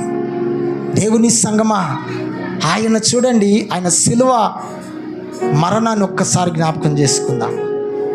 యేసు ప్రభు యొక్క సిలువ మరణము ఎంత భయంకరమైనటువంటి మరణం అంటే అది చాలా బాధ కలిగించేది, భయంకరమైనటువంటి మరణం. అంతేకాదండో, ఈ మరణము ఆయన జన్మించకముందు ఎలాంటి వాడని, ఈ మరణానికి వెళ్ళకముందు ఆయన ఎలాగున్నాడంటే అందమైన సుందరమైన ఏమండి ముఖము కలిగిన వాడు. లేత మొక్కవలే తన తండ్రి ఎదుట ఆయన ఏమయ్యాడట అంటే ఎంత సెన్సిటివ్, ఎంత డెలికేట్గా ఉన్నాడు చూడండి ఆయన. దేవుని బిడ్డలారా, అందుకే సొలొమితి కన్యక ఆ యెరూషలేము వీధులలో వెతుకుతుంది. ఎవరిని వెతుకుతుంది? ప్రియుణ్ణి వెతుకుతుంది. ఆ యెరూషలేము స్త్రీలంతా అడుగుతున్నారు, ఏమైంది అలా పిచ్చి పట్టిన దానిలాగా వెతుకుతూ ఉన్నావు? పిచ్చి పట్టిన దానిలాగా ఊరంతా గల్లీలో సందుల్లో నువ్వే కనబడుతున్నావు, ఏమైంది? ఎందుకు ఇంతగా తెగించి తిరుగుతున్నావు? ఒక ఆడపిల్ల అయ్యుండి నువ్వు తిరుగుతున్నావేంటి? అందరికంటే నీ ప్రియునిలో ఉన్న విశేషం ఏంటి?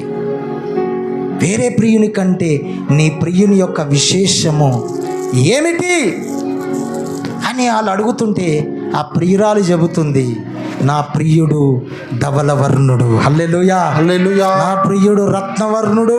హల్లెలూయా. నా ప్రియుడు అతి సుందరుడు. హల్లెలూయా.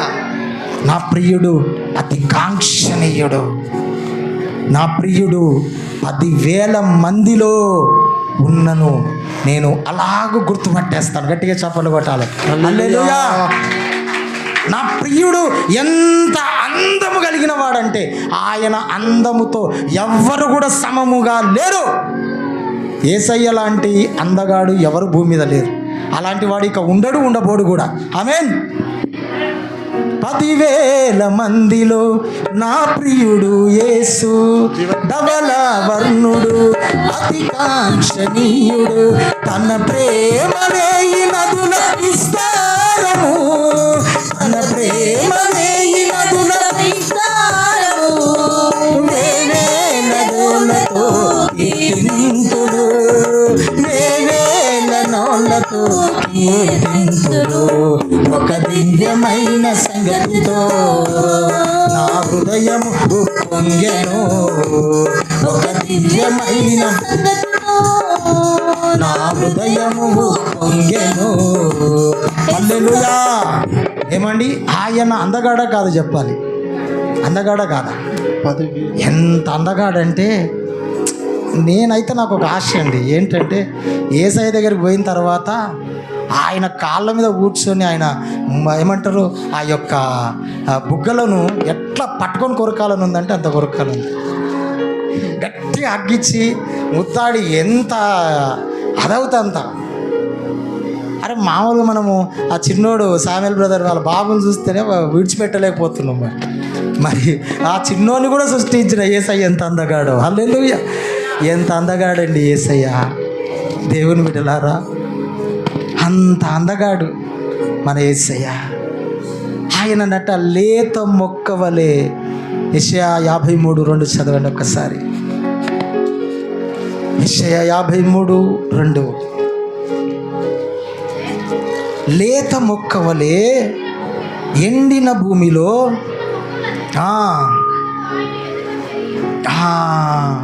అతడు ఆయన ఎదుట పెరిగాను. అతనికి స్వరూపమైన అతనికి ఏమి లేదట, స్వరూపమైనను సొగసైనను లేదు. మనం అతన్ని నేను అడుగుతున్నాను ఈరోజు, అందగాడని ఏసై చెప్పుకుంటున్నాం కదా, ఇప్పుడు ఏం లేదు ఏసయ్యకు చెప్పాలి. అందగాడైన ఏసైని ఎత్తుకోవడానికి ఇష్టపడతాం, అందగాడైన ఏసై మీద కూర్చోవడానికి, అగ్గియడానికి, ముద్దులు పెట్టడానికి ఇష్టపడతాం, ఇవన్నీ చేస్తాం. నేను అడుగుతున్నా, కల్వరి సిలువలో ఉన్న ఏసయ్యను ముద్దాడడానికి ఎంతమందికి ఇష్టం ఉన్నది చెప్పండి? ఎంతమందికి ఇష్టం ఉంది? కల్వరి సిలువలో వేలాడుతున్నాడు ఏసయ్య. ఆయన కట్ట ఏం లేదట, స్వరూపము లేదు. స్వరూపమైనను సొగసైనను లేక నా ప్రాణమా నా కోరకే కాదా. ఆయనకేం లేదట, స్వరూపము లేదు, సొగస్సు లేదు. కల్వరి సిలువలో వేలాడుతున్నారు. మీరు ఎట్లా ఫీల్ అవుతారో నాకు తెలియదు, కానీ యేసు ప్రభువు ఎంచుకున్న ఆ శిలువ మరణము ఈ ప్రపంచంలో ఎవ్వడికి కూడా అలాంటి మరణము జరగలేదండి, అలాంటి శిక్ష జరగలేదు. యేసు ప్రభువును శిలువ వేసిన ప్రాంతం గొల్గోతా, దాన్ని కపాల స్థలం అని పేరు పెట్టారు. కపాల స్థలం. ఈ కపాల స్థలము మంచి డాంబర్ రోడ్డుతో కట్టబడినటువంటి స్థలం కాదు. మంచి తార్ రోడ్లు, మంచి అందమైన డెకరేషన్స్, పార్కు, చెట్లు ఇవన్నీ నందనవనములాగా అలాగూ లేదు, అక్కడ పార్కులాగా లేదు. ఈ కపాల స్థలం ఎలాంటి స్థలము అంటే భయంకరమైనటువంటి మురికి స్థలం. ఈ మురికి స్థలము, ఈ స్థలములో ఎవరిని ఇక్కడ సిలువ వేస్తారంటే దొంగలను, భయంకరంగా నరహంతకులను, ఉగ్రవాదులను, సమాజానికి మత విద్వేషాలను రెచ్చగొట్టి సమాజానికి చెడు చేస్తున్న వారిని అక్కడ శిక్ష వేస్తారు. ఆ మార్గము గుండా ప్రజలు వెళ్ళడానికి కూడా ఇష్టపడరు. ఎందుకో తెలుసా? ఆ శిలువ మీద వాళ్ళు చనిపోయేంత వరకు వాళ్ళని అలాగ వేలాడేస్తారు. ఆ చనిపోతున్న వ్యక్తులు ఈ వెళ్తున్న వారిని చూసి ఇష్టం ఉన్నట్టుగా నోటికొచ్చినట్టుగా మాట్లాడుతూ తిడుతూ ఉంటారట. మేము చచ్చిపోతున్నాము, మీరు బాగుండాలని మాకు వేశారు కదా, మీరు కూడా ఇలాంటి సావులే చేస్తారు, మీ పిల్లలు కూడా ఇలాంటి సావులే ఉంటుంది, మీ బ్రతుకులు ఇలాగే ఉంటాయి అని ఇక మన్ను దుమ్ము నోటికొచ్చిన బూతులు, భయంకరమైన తిట్లతో ఆ పోయే వారిని తిడుతూ ఉంటారు. అందుకే ఆ స్థలం గుండా, ఆ ప్రాంతం గుండా ఎవ్వరు కూడా పోవడానికి ఇష్టపడరు. అదొక మురికి కంపు స్థలం అట. అంత భయంకరమైన స్థలము. ఆ స్థలములోనికి ఎవరు వెళ్ళడానికి ఇష్టపడ్డారంటే నా యేసయ్య వెళ్ళడానికి ఇష్టపడ్డాడు. హల్లెలూయా. ఏమండి, ఆ యేసయ్య వెళ్ళడానికి ఇష్టపడ్డాడు అక్కడికి. ఎందుకు వెళ్ళడానికి ఇష్టపడ్డాడు ఆయన? ఎందుకు వెళ్ళడానికి అంటే దీని వెనక ఒకటే అర్థం, ఆయన రక్తము మనం త్రాగితే మనం బ్రతుకుతాం, అంతే. హల్లెలూయా. ఆ రక్తము తాగితే సస్తావు. ఆదాము ద్వారా నీలోకి మరణం వచ్చింది.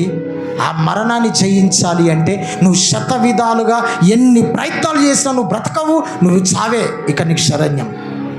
నువ్వు బ్రతకాలంటే ఒకటే ఒక మార్గం, యేసయ్య రక్తం తీసుకొని తాగాలి. యేసయ్య రక్తం కిందికి మనం రావాలి, అంతే. యేసయ్య రక్తము చేత మనం కప్పబడాలి, అంతే. యేసయ్య ఆ మురికి స్థలములోకి వెళ్ళవలసిన మనము, ఆయన వెళ్ళాడు. అక్కడ ఈ పక్కకు ఒక దొంగ ఉన్నాడు, ఈ పక్కకు ఒక దొంగ ఉన్నాడు. ఒక దొంగనేమో యేసు ప్రభువును అపహాసిస్తూ హేళన చేస్తూ మాట్లాడుతున్నాడు. ఒక దొంగనేమో, అయ్యా నువ్వు వెళ్ళే రాజ్యములోకి నన్ను చేర్చుకో అని పశ్చాత్తాపడుతుంది. ఈనాడు సమాజంలో కూడా ఇలాగే ఉన్నారు. కొంతమంది తమ బ్రతుకులను మార్చుకొని ఏసే దేవుడని తెలుసుకొని ఏసై దగ్గరికి వస్తూ ఉంటే, కొంతమంది ఈయనేం దేవుడండి, ఆయననే కాపాడుకోలేడు, 3 మేకులు బీక్కోలేనివాడు, ఈయనేం దేవుడని ఆయనను చూసి పరిహాసిస్తూ అపహాసించేవారు కొందరు. ఏసైని సిలువ వేసినప్పుడు ఈ యొక్క చేతులకు మేకులు, కాళ్ళకు సిలువ కొట్టారు. ఆ సిలువ ఎలాగుంటుందో తెలుసా? చూసారు ఎప్పుడైనా సిలువను? పైన ఒక బోర్డు పెట్టారు. ఏం బోర్డు అది? INR. ఏంటి దాని మీనింగు? యూదుల రాజు అని అపహాసిస్తూ పెట్టిన ఏంటి బోర్డు అది. కింద ఆ సిలువను ఇలాగూ నిలువుగా అడ్డకొయ్య చేస్తారు. చేస్తూ ఈ కాలుకు కింద కొంచెం సపోర్ట్ ఇచ్చి పెడతారు. మీరు యేసుప్రభుని సిలువ వేసినప్పుడు చూసారా? ఇలా సపోర్ట్ ఇచ్చి పెడతారు. ఎందుకు ఆ కింద సపోర్ట్ ఇచ్చి పెడతారంటే, ఆ సపోర్ట్ కనుక ఇవ్వకపోతే, చూడండి ఒక్కసారి దీని అర్థం మీకు చెప్తాను. ఈ సిలువకు ఆ యొక్క సపోర్ట్ కనుక ఇవ్వకపోతే చేతులకు మేకులు కొడతారు కదా, ఈ కొట్టినప్పుడు ఈ వెయిట్ అంతా ఒక్కటిసారి కిందికి డౌన్ అయిపోతుంది. డౌన్ అయిపోని ఈ చేతులు అన్నీ కూడా ఏమైపోతాయి? తెగిపోయి కింద పడి దన్ను అని చచ్చిపోతారు. అవునా కాదా? బరువు అంతా ఎక్కడ పడుతుంది అప్పుడు? కాళ్ళు కిందికి వదిలేస్తే చేతుల మీద పడతాయి. చేతులే కదా మేకులు కొట్టింది. ఇప్పుడు కిందికి జారి చచ్చిపోతారు. యూదులు ఆనాడు సిలువ వేసిన వారి యొక్క ఉద్దేశం ఏంటంటే, ఈ సిలువ వేయబడిన వారు ఇంచుమించు 40 రోజులు వేదన పడుతూ చావాలి. ఇది వాళ్ళకున్న రూల్. వింటున్నారా? 40 రోజులు వారు ఎంబడి చావద్దు. ఎంబడి చచ్చిపోయారు అనుకోండి, వీళ్ళకు కొంచెం సేపే బాధ ఉంటుంది, తర్వాత బాధ మర్చిపోయి చచ్చిపోతారు. కనుక వీళ్ళు ఏం కావాలి అంటే, రోజు ఆ వేదన, రాత్రి పగలు నీరు ఉండదు, భయంకరమైన ఆ శిలువ మీద వేలాడుతున్నప్పుడు ఆ గద్దలు అలా ఆకాశంలో తిరుగుతూ ఉంటాయి. గద్దలు ఏం చేస్తాయి తెలుసా మీకు? గద్దలు ఏం చేస్తాయి? అక్కడ అలా రౌండ్ తిరుగుకుంటూ వచ్చి ఆ శిలువ మీద ఉన్న వారి దగ్గరికి వస్తాయి. వచ్చి అవి ఏం చేస్తాయి తెలుసా? ఎక్కడో కొరకవు. ఎక్కడ కొరుకుతాయి అంటే ఎగ్జాక్ట్గా ఈ కన్నుగుడ్ల మీదనే కొరుకుతాయి. వింటున్నారా? ఎగ్జాక్ట్గా ఈ కన్ను గుడ్ల మీద కొరికి ఈ గుడ్డును పీకుతాయి. పీకిన తర్వాత దీంట్లోకంటే రసం వస్తుంది. ఈ రసం తాగే వెళ్ళిపోతాయి. ఏవి గద్దలు. అంటే ఇప్పుడు ఇవి ఇలా పీకుతూ ఉంటే ఈ కళ్ళు గుడ్లు పీకేసి ఈ రసం వస్తూ ఉంటాయి, పొడుస్తూ ఉంటే, తాగుతూ ఉంటాయి. మనిషికి ఎట్లా ఉంటుంది ఆలోచించండి. మనం ఏదో చేసి యేసుప్రభు సిలువ అంటే ఏదో కొంచెం మౌనంగా ఉండిపోయి రోజు ఉపవాసం ఉండి మళ్ళీ ఈస్టర్ రాగానే చికెన్ మటన్ తెచ్చుకొని సెలబ్రేట్ చేసుకుని, అది కాదు. యేసయ్య ఎందుకు ఇలాంటి మరణం ఎంచుకున్నాడు? అందుకే ఏమండి, ఆ యొక్క మత్తయి వెళ్ళి ఆ యొక్క దాన్ని తీసుకున్నాడు, యేసయ్య బాడీని ఇవ్వమని. దేవుని బిడ్డలారా, యేసయ్య ఎంచుకున్న మరణం చూడండి. ఎవ్వరు కూడా ఈ భూమి మీదనంట కొంతమంది పండితులు అభిప్రాయపడ్డారు. ఏమన్నా తెలుసా? ఇప్పటి వరకు ఇలాంటి మరణము ఎవ్వరికి కూడా జరగలేదంట. ఏ ప్రపంచంలోకి వెళ్ళి ఎక్కడ చూసినా, ఏ దేశాలలో చూసినా అనేక ఇంతకంటే దారుణమైన సంఘటనలు చేసిన వారు, పరిస్థితులు చేసిన వారు ఉన్నారు, కానీ ఎవ్వరికి కూడా ఇలాంటి మరణము లేదట. అలాంటి మరణము ఎవరికి వేశారు? ఎవరికి వేయబడింది? యేసయ్యకు వేయబడింది. ఆయన చివరి వరకు ఆయన ఆరాటం ఏంటంటే, ఆయన మనను తన రక్తముతో కప్పాలని ఆరాటపడ్డాడు. హల్లెలూయా. పర్వాలేదు. చూడండి, గురువారం రాత్రి గెత్సెమనే తోటలో ఆయన చెమట, రక్తము రెండు కలిసి నేల మీద పడ్డాయట.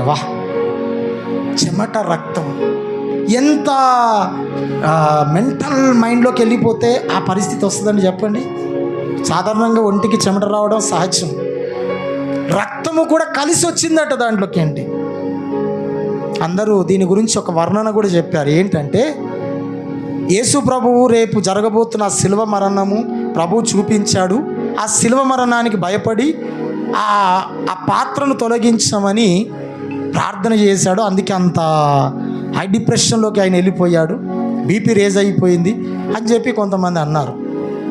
కానీ యేసయ్య భూమి మీదకి రావడానికి ఎందుకు వచ్చాడు? ఆయన చెప్పండి, ఎందుకు వచ్చాడు? ఈ రక్తం తాగితే నువ్వు వస్తావు, కనుక నువ్వు నా రక్తం తాగాలి, బ్రతుకుతావు. దేవునికి స్తోత్రం. ఇప్పుడు ఆయన ఎందుకు వచ్చాడు భూమి మీదకి? ఆయన రక్తం ఇవ్వడానికే వచ్చాడు, డౌట్ లేదు దాంట్లో. ఆయన రక్తమే ఇది ఇవ్వడానికి వచ్చాడు. ఇప్పుడు ఆయన రక్తము ఇలాగ మరణిస్తావని తెలుసు, ఇలాగ జరుగుతుందని అన్నీ తెలుసు, అవమానాలు, నిందలు, పిడిగుద్దులు అన్నీ జరుగుతాయని తెలుసు. ఇక దాని కొరకు ఆయన ఎందుకు ప్రార్థన చేస్తాడు? ఎందుకు అంత టెన్షన్లోకి వెళ్ళిపోయాడు ఆయన అంటే, ఇందాక బ్రదర్ చెప్పాడు, దేవా దేవా నా దేవా నా చేయి ఎందుకు విడిచితే. ఈ ఒక్క క్షణము తండ్రితో ఎడబాటు ఆయన తట్టుకోలేకపోయాడండి. హల్లెలూయా, వింటున్నారా? ఈ ఒక్క క్షణం నేను ఈ సిలువ యజ్ఞానికి వెళుతాను, పర్వాలేదు, నొప్పులు పడతాయి, దెబ్బలు పడతాయి, కొరడాతో చీలుస్తారు, నన్ను భయంకరంగా కొడతారు, అన్నీ జరుగుతాయి, నో ప్రాబ్లం. కానీ ఆ దేవుడు నా తండ్రి నా నుంచి ఏమైపోతాడు? కొంచెం సేపు నా చెయ్యి ఆయన ఏం చేస్తాడు అంటే, దేవుని యొక్క ఉగ్రత పాత్ర వాస్తవంగా మనందరి మీద కుమ్మరించబడాలి.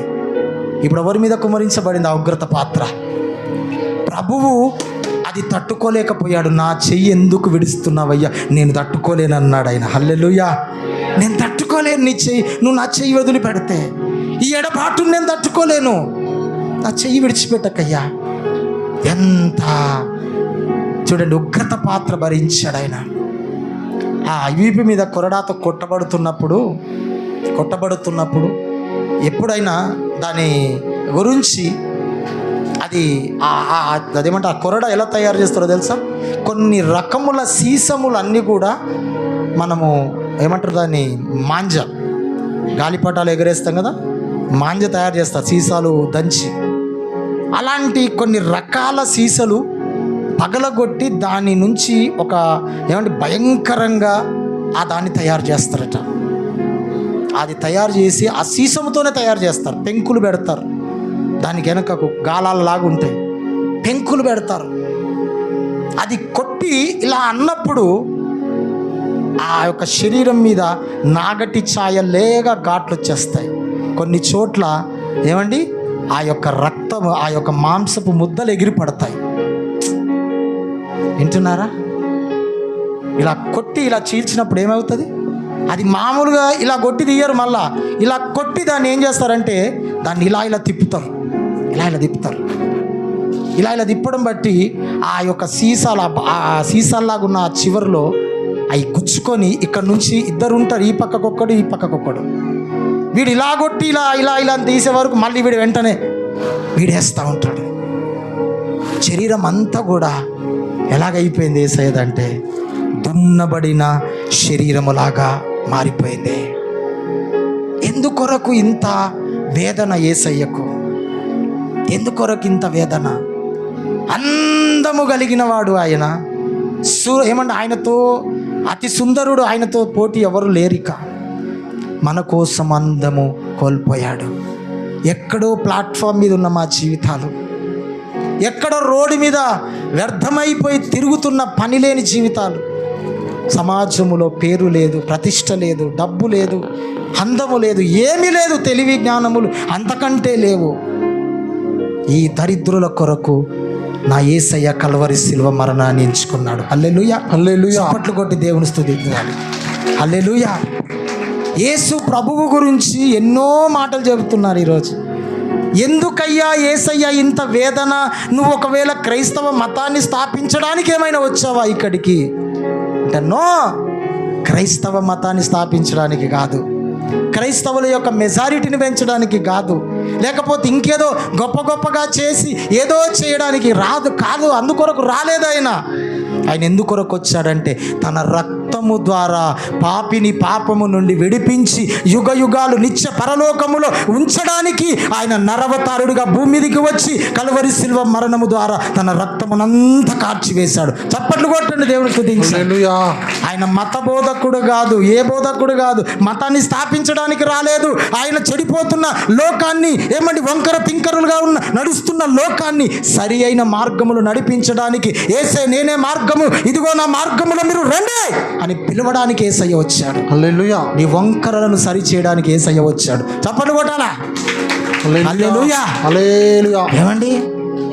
కల్వరి శిలువ మీద యేసు ప్రభు అంత భయంకరమైన మరణ వేదన పడుతూ కూడా ఆయన పలికిన 7 మాటలు, పలికిన 7 మాటలు. ఇక కార్యక్రమం అంతా చేసేసి చివరిగా ఆయన అన్న మాట ఏం మాట తెలుసా? ఏం మాట అన్నాడు ఆయన చివరిగా? చదవండి 6వ మాట, చదవండి చదవండి, గట్టి మైక్ పట్టుకొని చదవండి. సమాప్తమైందంటే మనం ఇంటికి పోయేది టైం దగ్గరకు వచ్చింది అన్నట్టుగా ఉంది. దేవుని స్తోత్రం, హల్లెలూయా. చదవండి, ఒక్కసారి చదవండి అమ్మా.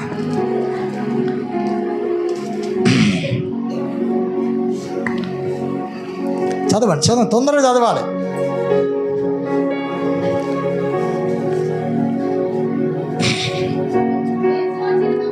యేసు ఆ చిరక పుచ్చుకొని సమాప్తమైనదని చెప్పి తల వంచి ఆత్మను అప్పగించాను. ఆత్మను ఏమయ్యాడట? అప్పగించాను. చెప్పండి, ఏమయ్యాడు? ఆత్మను అప్పగించాడు. ఇన్ని కార్యక్రమాలు చేసి ఆయన ఏమన్నాడంటే ఇట్ ఈస్ ఫినిష్డ్ అన్నాడు. హల్లెలూయా. ఏమండి, సమస్తము కూడా సమాప్తమైంది. యోహాను సువార్తలో ఉంటుంది, తండ్రి చేయుటకు నువ్వు నాకు ఇచ్చిన పనినంతటి నేనేం చేసి తిని సంపూర్తి చేసి తిని సంపూర్తి. ఇక నువ్వు ఏదైతే ఏ కార్యము కొరకు నన్ను భూమి మీదకి పంపించావో, ఏ రక్షణ కార్యము కొరకు నన్ను ఇన్ని ఇబ్బందులకు నన్ను గురి చేశావో అవన్నీ కూడా నేనేం చేశాను శిలువ మీద? చెప్పండి, ఏం చేశాను? సమాప్తం చేశాను. ఆయన అన్నిటినీ సమాప్తం చేశాడు. ఆది నుంచి ఇప్పటి వరకు ఆయనకి ఏమేమి పనులు అప్పగించాయో, రక్షణ కొరకు కార్యక్రమం కొరకు ఆయన ఎందుకు భూమి మీదకి వచ్చాడు, అన్నిటినీ సమాప్తం చేసేసాడు. సమాప్తం చేసి చివరిగా ఏమంటున్నాడు 7వ మాటగా అంటే, నా ఆత్మను తండ్రి అప్పుడు అప్పగించుచున్నాడు. అప్పుడు దేవునికి స్తోత్రం కలుగును గాక. ఆయన ఆత్మను ఎవరికి అప్పగించాడు? ఇచ్చిన పనంతా సమాప్తం అయిపోయింది. ఇక మిగిలింది ఏంటో ఏంటి? శరీరం ఏమో గాలిలో వేలాడుతుంది. ఇంకా కొన్ని క్షణాల్లో శరీరము మంటిపాలైపోతుంది. అలాగే ప్రాణం వెళ్ళిపోతుంది, గాలిలో కలిసిపోతుంది. ఇక ఏముంటుంది? చివరికి ఆత్మ ఉంటుంది. ఆత్మ ఎక్కడికి వెళ్ళాలి? ఎందుకు తండ్రి యొద్దకు వెళ్ళాలి? గట్టిగా చప్పట్లు కొట్టాలి. హల్లెలూయా. అది ఈ యొక్క డెస్టినీ మర్చిపోయింది ఈరోజు సమాజం. అర్థమైంది? మన ఆత్మ ఎక్కడి నుండి వచ్చిందో అక్కడికే చెప్పాలి. చనిపోయినప్పుడు ఆ బాడీని అప్పగిస్తాం. చనిపోయిన మంటికి మన్నుగాను, ధూళికి ధూళిగాను ఏంటి అప్పగించి శరీరాన్ని మంటిపాలు చేసేస్తాం, అయిపోతుంది. మరి ఆత్మ ఏమైపోయింది చెప్పాలి. ఆత్మ ఉన్నంత వరకే నీకు నాకు విలువ. ఈ ఆత్మ ఎక్కడ నుండి వచ్చిందో, ఈ ఆత్మకు ఒక అడ్రస్ ఉంది, ఈ ఆత్మకు ఒక గమ్యస్థానం ఉంది. అది తండ్రి యొద్ద నుండి వచ్చింది. మనం వెళ్ళేటప్పుడు ఎక్కడికి వెళ్ళాలి? తండ్రి యొద్దకే వెళ్ళాలి. అయితే విచిత్రం ఏంటంటే, యేసు ప్రభు కల్వరి శిలువలో చనిపోగానే సాతానుగాడు పండుగ చేసుకున్నాడు. ఎందుకో తెలుసా? నేను అనుకున్నది ఏమైంది? ఈ ఆత్మ పరలోకానికి తండ్రి యొద్దకు వెళ్ళకుండా నేనేం చేశాను? నిత్య నరకంలోకి వచ్చేటట్టుగా చేస్తున్నాడు. పండుగ చేసుకున్నాడు.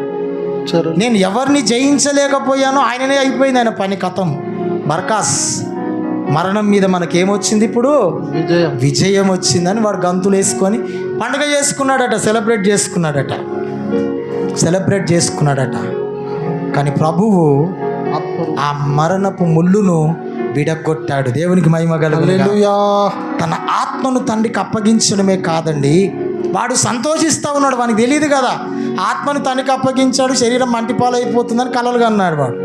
వానికి తెలియని విషయం ఏంటంటే, ఆయన చనిపోయి ఆత్మరూపుడిగా ఎక్కడికి వెళ్ళాడంటే పాతాళ లోకమునకు, అంటే భూమి దిగువ భాగమునకు వెళ్ళినట్టుగా ఉన్నది. అది మరలా ఆ ప్రసంగంలోకి వెళ్తే తర్వాత యేసుప్రభు గుడ్ ఫ్రైడే చనిపోయి ఎక్కడికి వెళ్ళాడు అని అంటే, ఏమండి ఈ 3 గంటలకు ఈ చనిపోయిన కాడ నుంచి రేపు మళ్ళీ ఆదివారం ఉదయం ఈస్టర్ వరకు ఎక్కడున్నాడు యేసుప్రభు? ఆత్మ ఎక్కడుంది అంటే భూమి యొక్క దిగువ భాగానికి వెళ్ళాడు. ఈ దిగువ భాగానికి ఎందుకు వెళ్ళాడో తెలుసా? ఎందుకు వెళ్ళాడో తెలుసా? ఇప్పుడు పరదేశ పట్టణం ఎక్కడుంది చెప్పాలి. పాతాళంలో ఉందంటున్నాడు సంజీవన్న. ఒక్క నిమిషం, సంజీవన్న పాతాళంలో ఉంది అంటున్నాడు. మీరు ఎక్కడ ఉంది అనుకుంటున్నారు? సంజీవన్న చెప్పింది 50% రైట్. చెరం తీసుకుపోయాడు. అయితే యేసు ప్రభు చనిపోయి తన శరీరం ఏమో బాడీ ఎక్కడుంది? శిలువ మీద ఉంది. యేసు ప్రభు దిగువ భాగానికి వెళ్ళి, అంతకముందు యేసు ప్రభు పుట్టకముందు యేసు ప్రభుని అంగీకరించి మారు మనసు రక్షణ పొందిన వారు జలప్రయాణానికి ముందు తర్వాత ఎంతోమంది ఉన్నారు. వాళ్ళందరి దగ్గరికి వెళ్ళి యేసు ప్రభు మరలా ఏం చేశాడంటే సువార్తను ప్రకటించాడు. హల్లెలూయా, హల్లెలూయా. సువార్తను ప్రకటించాడు. సువార్తను ప్రకటించి ఏమండి, కొంతమంది అక్కడ కూడా విశ్వసించిన వారు ఉన్నారు. అక్కడ కొంతమంది ఏమో నువ్వే యేసయ్యవంటి, నువ్వే ఆ మెస్సయ్యవని ఏంటి సాక్ష్యం అంటే, ఇక దొంగను ఎంట పెట్టుకొని దొంగను ముందే బొమ్మన్నాడు కదా. నేను తర్వాత వస్తారా, కొన్ని ఇంకా 4 మాటలు చెప్పేది ఉంది. 3 మాటలు అయిపోయినాయి, ఇంకా 4 మాటలు చెప్పాల్సి ఉన్నది. నేను చెప్పి వస్తాను, ఈలోపు ఏం చెయ్యి, అక్కడ పోయి అన్నీ నాకు ప్రోగ్రామ్ అంతా ప్లానింగ్ రెడీ చేయిపో అన్నాడు. వీళ్ళందరికీ ఈయన సువార్త చెప్తుంటే, ఇదిగో మీ కొరకు చనిపోయిన వాడు నేనే, నా కొరకు మీరు ఎదురు చూసిన వారు నేనే, ఆ మెస్సయ్యను అని అక్కడ సువార్త ప్రకటిస్తూ ఉంటే అందరూ, కొంతమంది ఏమో నమ్మారు, కొంతమంది ఏమో నువ్వు మెస్సయ్యవు అనుటకు ఏమంటే రుజువేంటి అని అడిగారు. అప్పుడు ఎవరు సాక్ష్యం తీసుకున్నాడు తెలుసా? ఒరే దొంగ, నాకన్నా ముందు వచ్చిన ఇక్కడ్రా అని పిలిచి, వీళ్ళు ఏదో అడుగుతున్నారు చెప్పు అని అంటే ఆ దొంగ సాక్ష్యం చెప్పిండు. ఏమన్నా తెలుసా? అవునండి, ఆ మెస్సయ్య ఎవరో కాదు, ఈయననే. ఇప్పుడే కల్వరి శిలువ మీద ఏం చేశాడు? శిలువ యజ్ఞము జరిగించుకొని వచ్చాడు. ఇదిగో నాకు పరదేశి పట్టణంలో నాకంటే ముందుగా వెళ్ళమని చెప్పాడు, నేనే అది కనులారా చూసిన వాడను అని సాక్ష్యం ఇచ్చాడు. అంతేకాదు, ఆయన చనిపోయినప్పుడు మిట్ట మధ్యాహ్నం అంతా ఏమైపోయింది? చీకటి కమ్మేను. ఎంత పంచభూతములు కూడా ఆయన మరణాన్ని తట్టుకోలేకపోయాయి. మిట్ట మధ్యాహ్నం చిమ్మ చీకటి అయిపోయింది. ఇదంతా దైవ కుమారుడండి అని చెప్పగానే అక్కడ కొంతమంది, అయ్య బాబోయ్, నీ కొరకే నాయన సంవత్సరాలు మేము ఎదురు చూసాం అనగానే వారందరినీ కూడా ఏం చేశాడంటే ఆ చెరలో ఉన్న వారిని అందరిని తీసుకొని ఈ చెరను చెరగానే పట్టుకొని ఎక్కడెళ్ళాడంటే 6వ ఆకాశములోకి వెళ్ళాడు. హల్లెలూయా. ఇప్పుడు పరదేశి పట్టణం ఎక్కడ ఉన్నది? ఒకప్పుడేమో భూమి దిగువన ఉన్నది అని రాయబడి ఉంది. ఇప్పుడేమో ఆ చెరను తీసుకెళ్ళి ఎక్కడ పెట్టాడు ప్రభు అంటే 3వ ఆకాశములో పెట్టాడు. ఇంతవరకు జాలీగా, మిగతాది ఏమైనా ఉంటే బ్యాలెన్స్ కంటిన్యూ తర్వాత ఈస్టర్. దేవునికి స్తోత్రం కలుగును గాక. ఏదేమైనా దేవుని బిడ్డలారా, యేసు ప్రభు యొక్క మరణము ఏమండి ఏదో కల్పన కథ కాదు, ఏదో ఎవరిదో ఒక స్టోరీ రాసుకొచ్చి చెప్పుకున్నట్టు కాదు. ఇంకొక మాట చెప్తాను. యేసు ప్రభుకు తల మీద ఏం పెట్టారండి? ముళ్ళ కిరీటం పెట్టారు. పాలస్తీనా దేశంలో 70 రకముల ముళ్ళు దొరుకుతాయంట. 70 రకాల ముళ్ళు. ఒక వ్యక్తి ప్రత్యేకంగా 70 రకాల ముళ్ళను అన్నిటిని వెతికి అందులోకేంటి ఒక రకం ముళ్ళుని తీసుకొచ్చి, అది ఎంత అంటే 1.5 ఇంచి సైజు. ఆ 1.5 ఇంచి ఆ ముళ్ళు గల ఆ దాన్ని తీసుకొచ్చి కిరీటములాగా అల్లి యేసయ్యకు ఇదిగో కిరీటం పెట్టాడు. ఆ వ్యక్తి అలా కిరీటం పెట్టాడో లేదు, ఇంకొక వ్యక్తి సుత్తపట్టుకొని వచ్చి తన్నుమని కొట్టాడు. మేకును కొట్టినట్టుగా. ఆ మేకును కొట్టినట్టుగా కొడితే ఏమైపోతుంది? ఇది ఇక్కడ నరాలు ఎట్లుంటాయి చెప్పండి? ఈ ప్రాంతం అంతా చాలా సెన్సిటివ్గా ఉంటాయి. ఏది తగిలినా కష్టమే. ఎంత వేదన యేసయ్య అనుభవించాడో చూడండి. ఇన్ని చేసినా కూడా యేసయ్య చేసినటువంటి అద్భుతం ఏంటంటే ఆయన మరణపు యొక్క ముళ్ళుని విరగొట్టాడు. హల్లెలూయా. ముళ్ళుని విరగొట్టాడు. ఒక బాబు ఆడుకుంటుంటే తేనెటీగ వచ్చిందట. తేనెటీగ వచ్చి వాడిని కుట్టిందట. ఆ తేనెటీగ కుట్టాను, డాడీ డాడీ డాడీ నన్ను ఈ తేనెటీగ కుట్టింది అని హనీబీ అంటారా? తేనెటీగ వచ్చి కుట్టగానే డాడీ డాడీ నన్ను ఈ తేనెటీగ వచ్చి నన్ను కుట్టింది డాడీ అన్నాడట. ఆ డాడీ ఏం చేసిండంటే నా కొడుకును కుడతావా అని చెప్పి ఆ తేనెటీగను పట్టుకొని దానికి ఆ కుట్టే ముళ్ళు ఏదైతే ఉంటుందో ఆ ముళ్ళును విరిచేసిండు. అప్పటి వరకేమో కుమారుడు ఆ తేనెటీగతో ఆడుకోవడానికి భయపడ్డాడు, మళ్ళీ నన్ను ఎక్కడ ఊడుతుందేమో అని. ఇప్పుడు తండ్రి ఆ తేనెటీగ ఒక ముళ్ళుని విరగొట్టిన తర్వాత తీసుకొచ్చి, నాన్న ఇప్పుడు నేనేమన్నది ఇది నువ్వు వాడుకో అని చెప్పి ఇచ్చాడట. ఇప్పుడు ఆ కుమారుడు ఆ తేనెటీగతో ఏం చేస్తున్నాడు? అది కుట్టాలనుకుంటుంది కానీ కుట్టలేకపోతుంది. ఎందుకంటే దానికి ఇప్పుడు ఏం లేదు, చెప్పాలి, ఏం లేదు. యేసయ్య చేసినది కూడా అదే. ఏమండి, మరణము ముళ్ళును ఇక ఎన్నడూ మన మీద రాజ్యం చేయకుండా, ఎన్నడూ మన మీద అధికారము చేయకుండా ఆ మరణపు ముళ్ళును కల్వరి సిలువలో ఆయన విరగొట్టాడు. హల్లెలూయా. సాతానుగాడు ఎంజాయ్ చేసుకున్నాడు, కానీ ఆయన తిరిగి లవ్వగానే మరలాడు షట్ డౌన్ అయిపోయింది. హల్లెలూయా. అర్రే ఏమైంది? ఆయనంట ఎన్ని ప్లాన్స్ చేసిండట వాడు. ఆయనను అట్లాగే బంధిద్దాం, ఇక బయటకు రావద్దు ఈయనను. సైనికులను పెట్టించాడు, ఏదేదో వాని కుట్రలు కుతంత్రాలు, సాతాను గాని ఆలోచన, ఎన్నెన్నో ప్రయత్నాలు చేశాడు. కానీ విచిత్రం ఏంటంటే మరణము ఆయనను బంధించి ఉంచలేకపోయింది. హల్లెలూయా. అందరం లేచి నిలబడదాం. మరణము ఆయనను బంధించి ఉంచలేకపోయింది. యేసయ్య మరణపు ముళ్ళును విరగొట్టాడు. సమస్తము ఆయనకి ఇయ్యబడిన పనిని ముగించి ఆత్మను తండ్రికి అప్పగించాడు. ఈ 7 మాటల ద్వారా మనము మన కుటుంబాలు దీవించబడాలని చేతులు పైకెత్తి ప్రభువుని మనము చిన్న స్తుతి ఆరాధన చేద్దాం. దేవా, నీకు వందనాలయ్యా, నీకు వందనాలయ్యా. ఎంత అద్భుతమైన దేవుడవు తండ్రి, ఎంత అద్భుతమైన దేవుడు. అందరం చేతులు పైకెత్తుదాం. అపరాధిని యేసయ్యా కృప చూపి బ్రోవు మయ్యా. అపరాధిని కళ్ళు మూసుకుందాం. కృప చూపి బ్రోవు మయ్యా. నిర్భమించకయని కృపలో, నిర్భమించకయని కృపలో. Thank you Lord. అపరాధములను క్షమించు, అపరాధములను క్షమించు. అపరాధిని యేసయ్యా కృప చూపి బ్రోమయ్యా. శాకు పాత్రుడనయ్యా, రక్షణదే చితివయ్యా. శిక్షాకు పాత్రుడనయ్యా, రక్షణదే చితివయ్యా.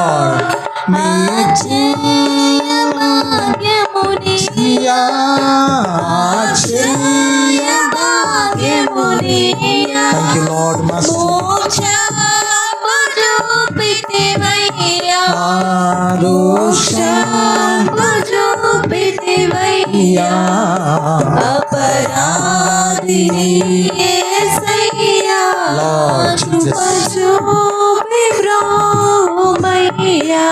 అందరం అలాగే కళ్ళు మూసుకుందాం.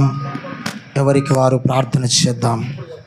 ఒక్క నిమిషం ఎవరికి వారు ప్రార్థన చేయండి. దేవా, నిజమే తండ్రి, నా కోసం ఒక మంచి ప్రణాళికను సృష్టారంభము నుంచి మీరు చేస్తూ ఆ ప్రాణాధారమైన రక్తాన్ని మేము తినొద్దు, ఎందుకంటే అది పాపములతో కలిసి ఉన్నది కనుక. ఈనాడైతే నీ రక్తము తినమన్నావు, నీ రక్తం త్రాగమన్నావు, నీ శరీరాన్ని తినమన్నావు నాయన. అనేకులు అభ్యంతరపడ్డారు, అనేకులకు భయం వేసింది, రక్తం ఎలా తాగుతాము, శరీరం ఎలా తింటాము అని. మాకైతే భయము లేదు నాయన, ఎందుకంటే నీ రక్తములో జీవం ఉన్నది, నీ రక్తములో స్వస్థత ఉన్నది, నీ రక్తములో క్షమాపణ ఉన్నది, నీ రక్తములో ఆయన బలమున్నది.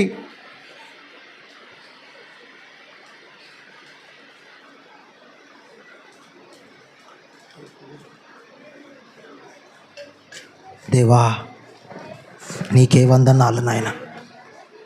నన్ను క్షమించు నాయన. గుడ్ ఫ్రైడే ఏదో ట్రెడిషనల్గా నేను చేసుకునేవాడినిగా ఉండకుండా ఏదో ఆచార ప్రకారముగా నేను చేసుకోకూడదు నాయన. ఏదో వచ్చింది కదా చేయొద్దు నాయన. ఆ శిలువ త్యాగాన్ని నేను అర్థం చేసుకొని నీ కొరకు మా పాపమునంతటిని కడిగివేసి పరలోక రాజ్య వారసులుగా చేయడానికే ఈ శిలువ త్యాగము నాయన. రక్షణ లేని వారు రక్షణ కొరకు ప్రార్థన చేసుకోండి నాన్న ప్లీజ్. ఈ త్యాగము మన కొరకే యేసయ్యా. నువ్వు ఆయన రక్తం త్రాగితే బ్రతుకుతావు బిడ్డ. ఆయన రక్తం త్రాగకపోతే మనకు బ్రతుకులేదు. నీ కొరకు సాతానుగాడు పొంచి ఉన్నాడు. వాడు ఏదో ఒక విధంగా నిన్ను నీ కుటుంబాన్ని పాడు చేయాలని చూస్తున్నాడు. ఆయన రక్తముతో మనల్ని కప్పాలని ఆశపడుతున్నాడు. ఈరోజు ఒకవేళ నువ్వు ఇంకా నమ్మి బ్యాప్టిజం తీసుకోలేని పరిస్థితిలో నువ్వు ఉంటే రా, యేసయ్య రక్తం కిందికి రా. యేసయ్య తన రక్తంతో నిన్ను కప్పాలని ఆశపడుతున్నాడు. యేసయ్య తన రక్తంతో నిన్ను కప్పాలని ఆశపడుతున్నాడు. దేవా ప్లీజ్ ప్రొటెక్ట్ లార్డ్. నాయన నీ రక్తము చేత నన్ను నాయన భద్రపరుచు, నీ రక్తము చేత నన్ను కప్పుమని అడగండి అందరూ కూడా. నీ రక్తము చేత నన్ను కప్పు, నీ సిలువ రక్తము చేత నన్ను కప్పు నాయన. అపవాదిని జయించాలంటే నీ సిలువ రక్తము చేత కప్పు, నీ సిలువ రక్తము చేత కప్పు. నీ కుటుంబంలో నా రక్తం ద్వారా సమాధానం వస్తుంది. ఆయన రక్తము నీకు తోడుగా ఉండి ఇక ఆయన రక్తము కిందికి వద్దాం మనమందరం. యేసయ్యా నీ రక్తము కిందికి నేను వస్తున్నానయ్యా. నీ రక్తము చేత నన్ను, నా కుటుంబాన్ని, నా పిల్లలను కప్పు, నన్ను కప్పు నాయన. నీ రక్తము చేత కప్పండి. నీ రక్తములో భద్రత, నీ రక్తములో విమోచన, నీ రక్తములో క్షమాపణ, నీ రక్తములో స్వస్థత, నీ రక్తములో బలము, నీ రక్తములో సాతాను శక్తులు వణికిపోతాయి నాయన. సాతాను గారు భయపడేది నీ రక్తాన్ని చూసే నాయన. నీ రక్తపు గురుతు నా నుదుటి మీద ఉంటే వాడు పారిపోతాడు. యేసయ్య రక్తము నీ యొక్క నుదుటి మీద ఉండాలి. యేసయ్య రక్తము నీ ఇంటి మీద ఉండాలి. యేసయ్య రక్తము నీ గుమ్మముల మీద ఉండును గాక. నీ మీదను, నీ పిల్లల మీదను యేసయ్య రక్తము పడాలి. యేసయ్య రక్తము పడును గాక. యేసయ్య రక్తముతో ప్రతి కుటుంబాన్ని కప్పునైనా నీకు వందనాలు. ఒక్కొక్కరి మీద నీ రక్తముతో కప్పండి, నీ రక్తముతో కప్పండి, నీ రక్తముతో కప్పవండి. నీ రక్తమును చూసి అపవాది దాటిపోవాలి నాయన, వాడు వణికిపోవాలి నాయన. నీకు వందనాలు. అంధకార కుయుక్త శక్తులన్నీ కూడా నీ రక్తమును చూసి ఇదిగో తల్లడిల్లి పోవునుగాక. ఆమేన్. రక్షణ లేని బిడ్డకు ఈ దినాన నీ రక్తము ఇదిగో నాయన తండ్రి దయచేయండి. నీ రక్తము త్రాగడానికి ధన్యులను చేయండి. లార్డ్ నీకు వందనాలు. నాయన ఇంతవరకు నాయన నీ మాటలు పంచుకున్న ప్రతి బిడ్డలను నాయన తండ్రి, ప్రార్థించిన వారిని నాయన తండ్రి, ఇదిగో నాయన పాటలు పాడిన వారిని నాయన తండ్రి, లీడ్ చేసిన వారిని ప్రభువా నాయన, వాక్య వివరణ ఇచ్చిన వారిని, వాక్య పఠనం చెప్పిన వారిని అందరినీ కూడా ఆధ్యాత్మికంగా, భౌతికంగా, కుటుంబపరంగా నాయన, సామాజికంగా మమ్మల్ని, మా కుటుంబాలను, సంఘాన్ని, ఫేస్బుక్, యూట్యూబ్లో వీక్షిస్తున్న ప్రజలను అందరినీ మీరు దీవించి బలపరచమని ఈ గుడ్ ఫ్రైడే ఆరాధన మా జీవితంలో ఒక అద్భుతము తీసుకొచ్చే ఆరాధనగా ఉండును గాక. ఆమేన్. ఇక నాయన నీ రక్తమును దాటి మేము వెళ్ళిపోవద్దు నాయన. ఆ సంవార దూత అనే అపవాది వచ్చినప్పుడు నీ రక్తమును చూసి వాడు దాటిపోవాలి నాయన. మా గుమ్మములో, మా కుటుంబంలో ఉన్న శాపం, మా కుటుంబంలో ఉన్న రోగాలు, మా కుటుంబంలో ఉన్న నాయన తండ్రి అసమాధానం అన్నీ కూడా యేసు నామమున నీ రక్తము చేత మా కుటుంబాలు తడుస్తుండగా అవన్నీ కూడా ఇక బయటికి పారిపోవాలి. సాతాను సమస్యలు ఏ వైపు నుండి తీసుకొచ్చాడో 7 వైపుల ఆ సమస్యలు తీసుకొని వాడు పారిపోను గాక. నీ రక్తము చూచిన వెంటనే వాడు మమ్మల్ని, మా కుటుంబాలను, మా ప్రాంతాలను విడిచి వెళ్ళిపోను గాక. యేసువాడు నీకు వందనాలు. నువ్వు పరిశుద్ధాత్మ ఒక్కొక్కరి మీదకి దిగి వచ్చును గాక. బలహీనులుగా వచ్చిన వారు బలపరచబడుదురు గాక. శక్తిహీనులుగా వచ్చిన వారు శక్తి పొందుకొనుదురు గాక. నాయనా నీకు వందనాలు. ఒక దినాన మేము కూడా మా ఆత్మను మీకు అప్పగించే వారముగా మేము ఉండాలి నాయన. మేము కూడా మీరు మాకు ఇచ్చిన పనంతటిని కూడా సమాప్తము చేసేవారముగా ఉండాలి నాయన. అటు కృపా భాగ్యము మాకును, మా ప్రియ శ్రోతలకు, వీక్షకులకు, ప్రేక్షకులకు, చేరి వచ్చిన సంఘానికి, మాకు అందరికీ దయచేయమని నాయనా. ఇక ముందున్న మిగిలిన రోజులలో మా జీవితం అంతా కూడా నీ రక్తముతో, నీ రక్తము కింద, నీ రక్తము కిందికి వచ్చి మేము ఆశ్రయం పొందుకొని బ్రతుకున్నట్లుగా సహాయము మహిమా ఘనత ప్రభావాలు నీకే చెల్లించుకుంటూ యేసు నామమున అడుగుతున్నాము తండ్రి. ఆమేన్. ఆమేన్. ఆమేన్. ఆమేన్. ఆమేన్. దయచేసి అందరూ అలాగే నిలబడండి. ఒక చిన్న పాట పాడుకుంటుండగా ప్రభువుకు మనము కానుకలను సమర్పించుకుందాం.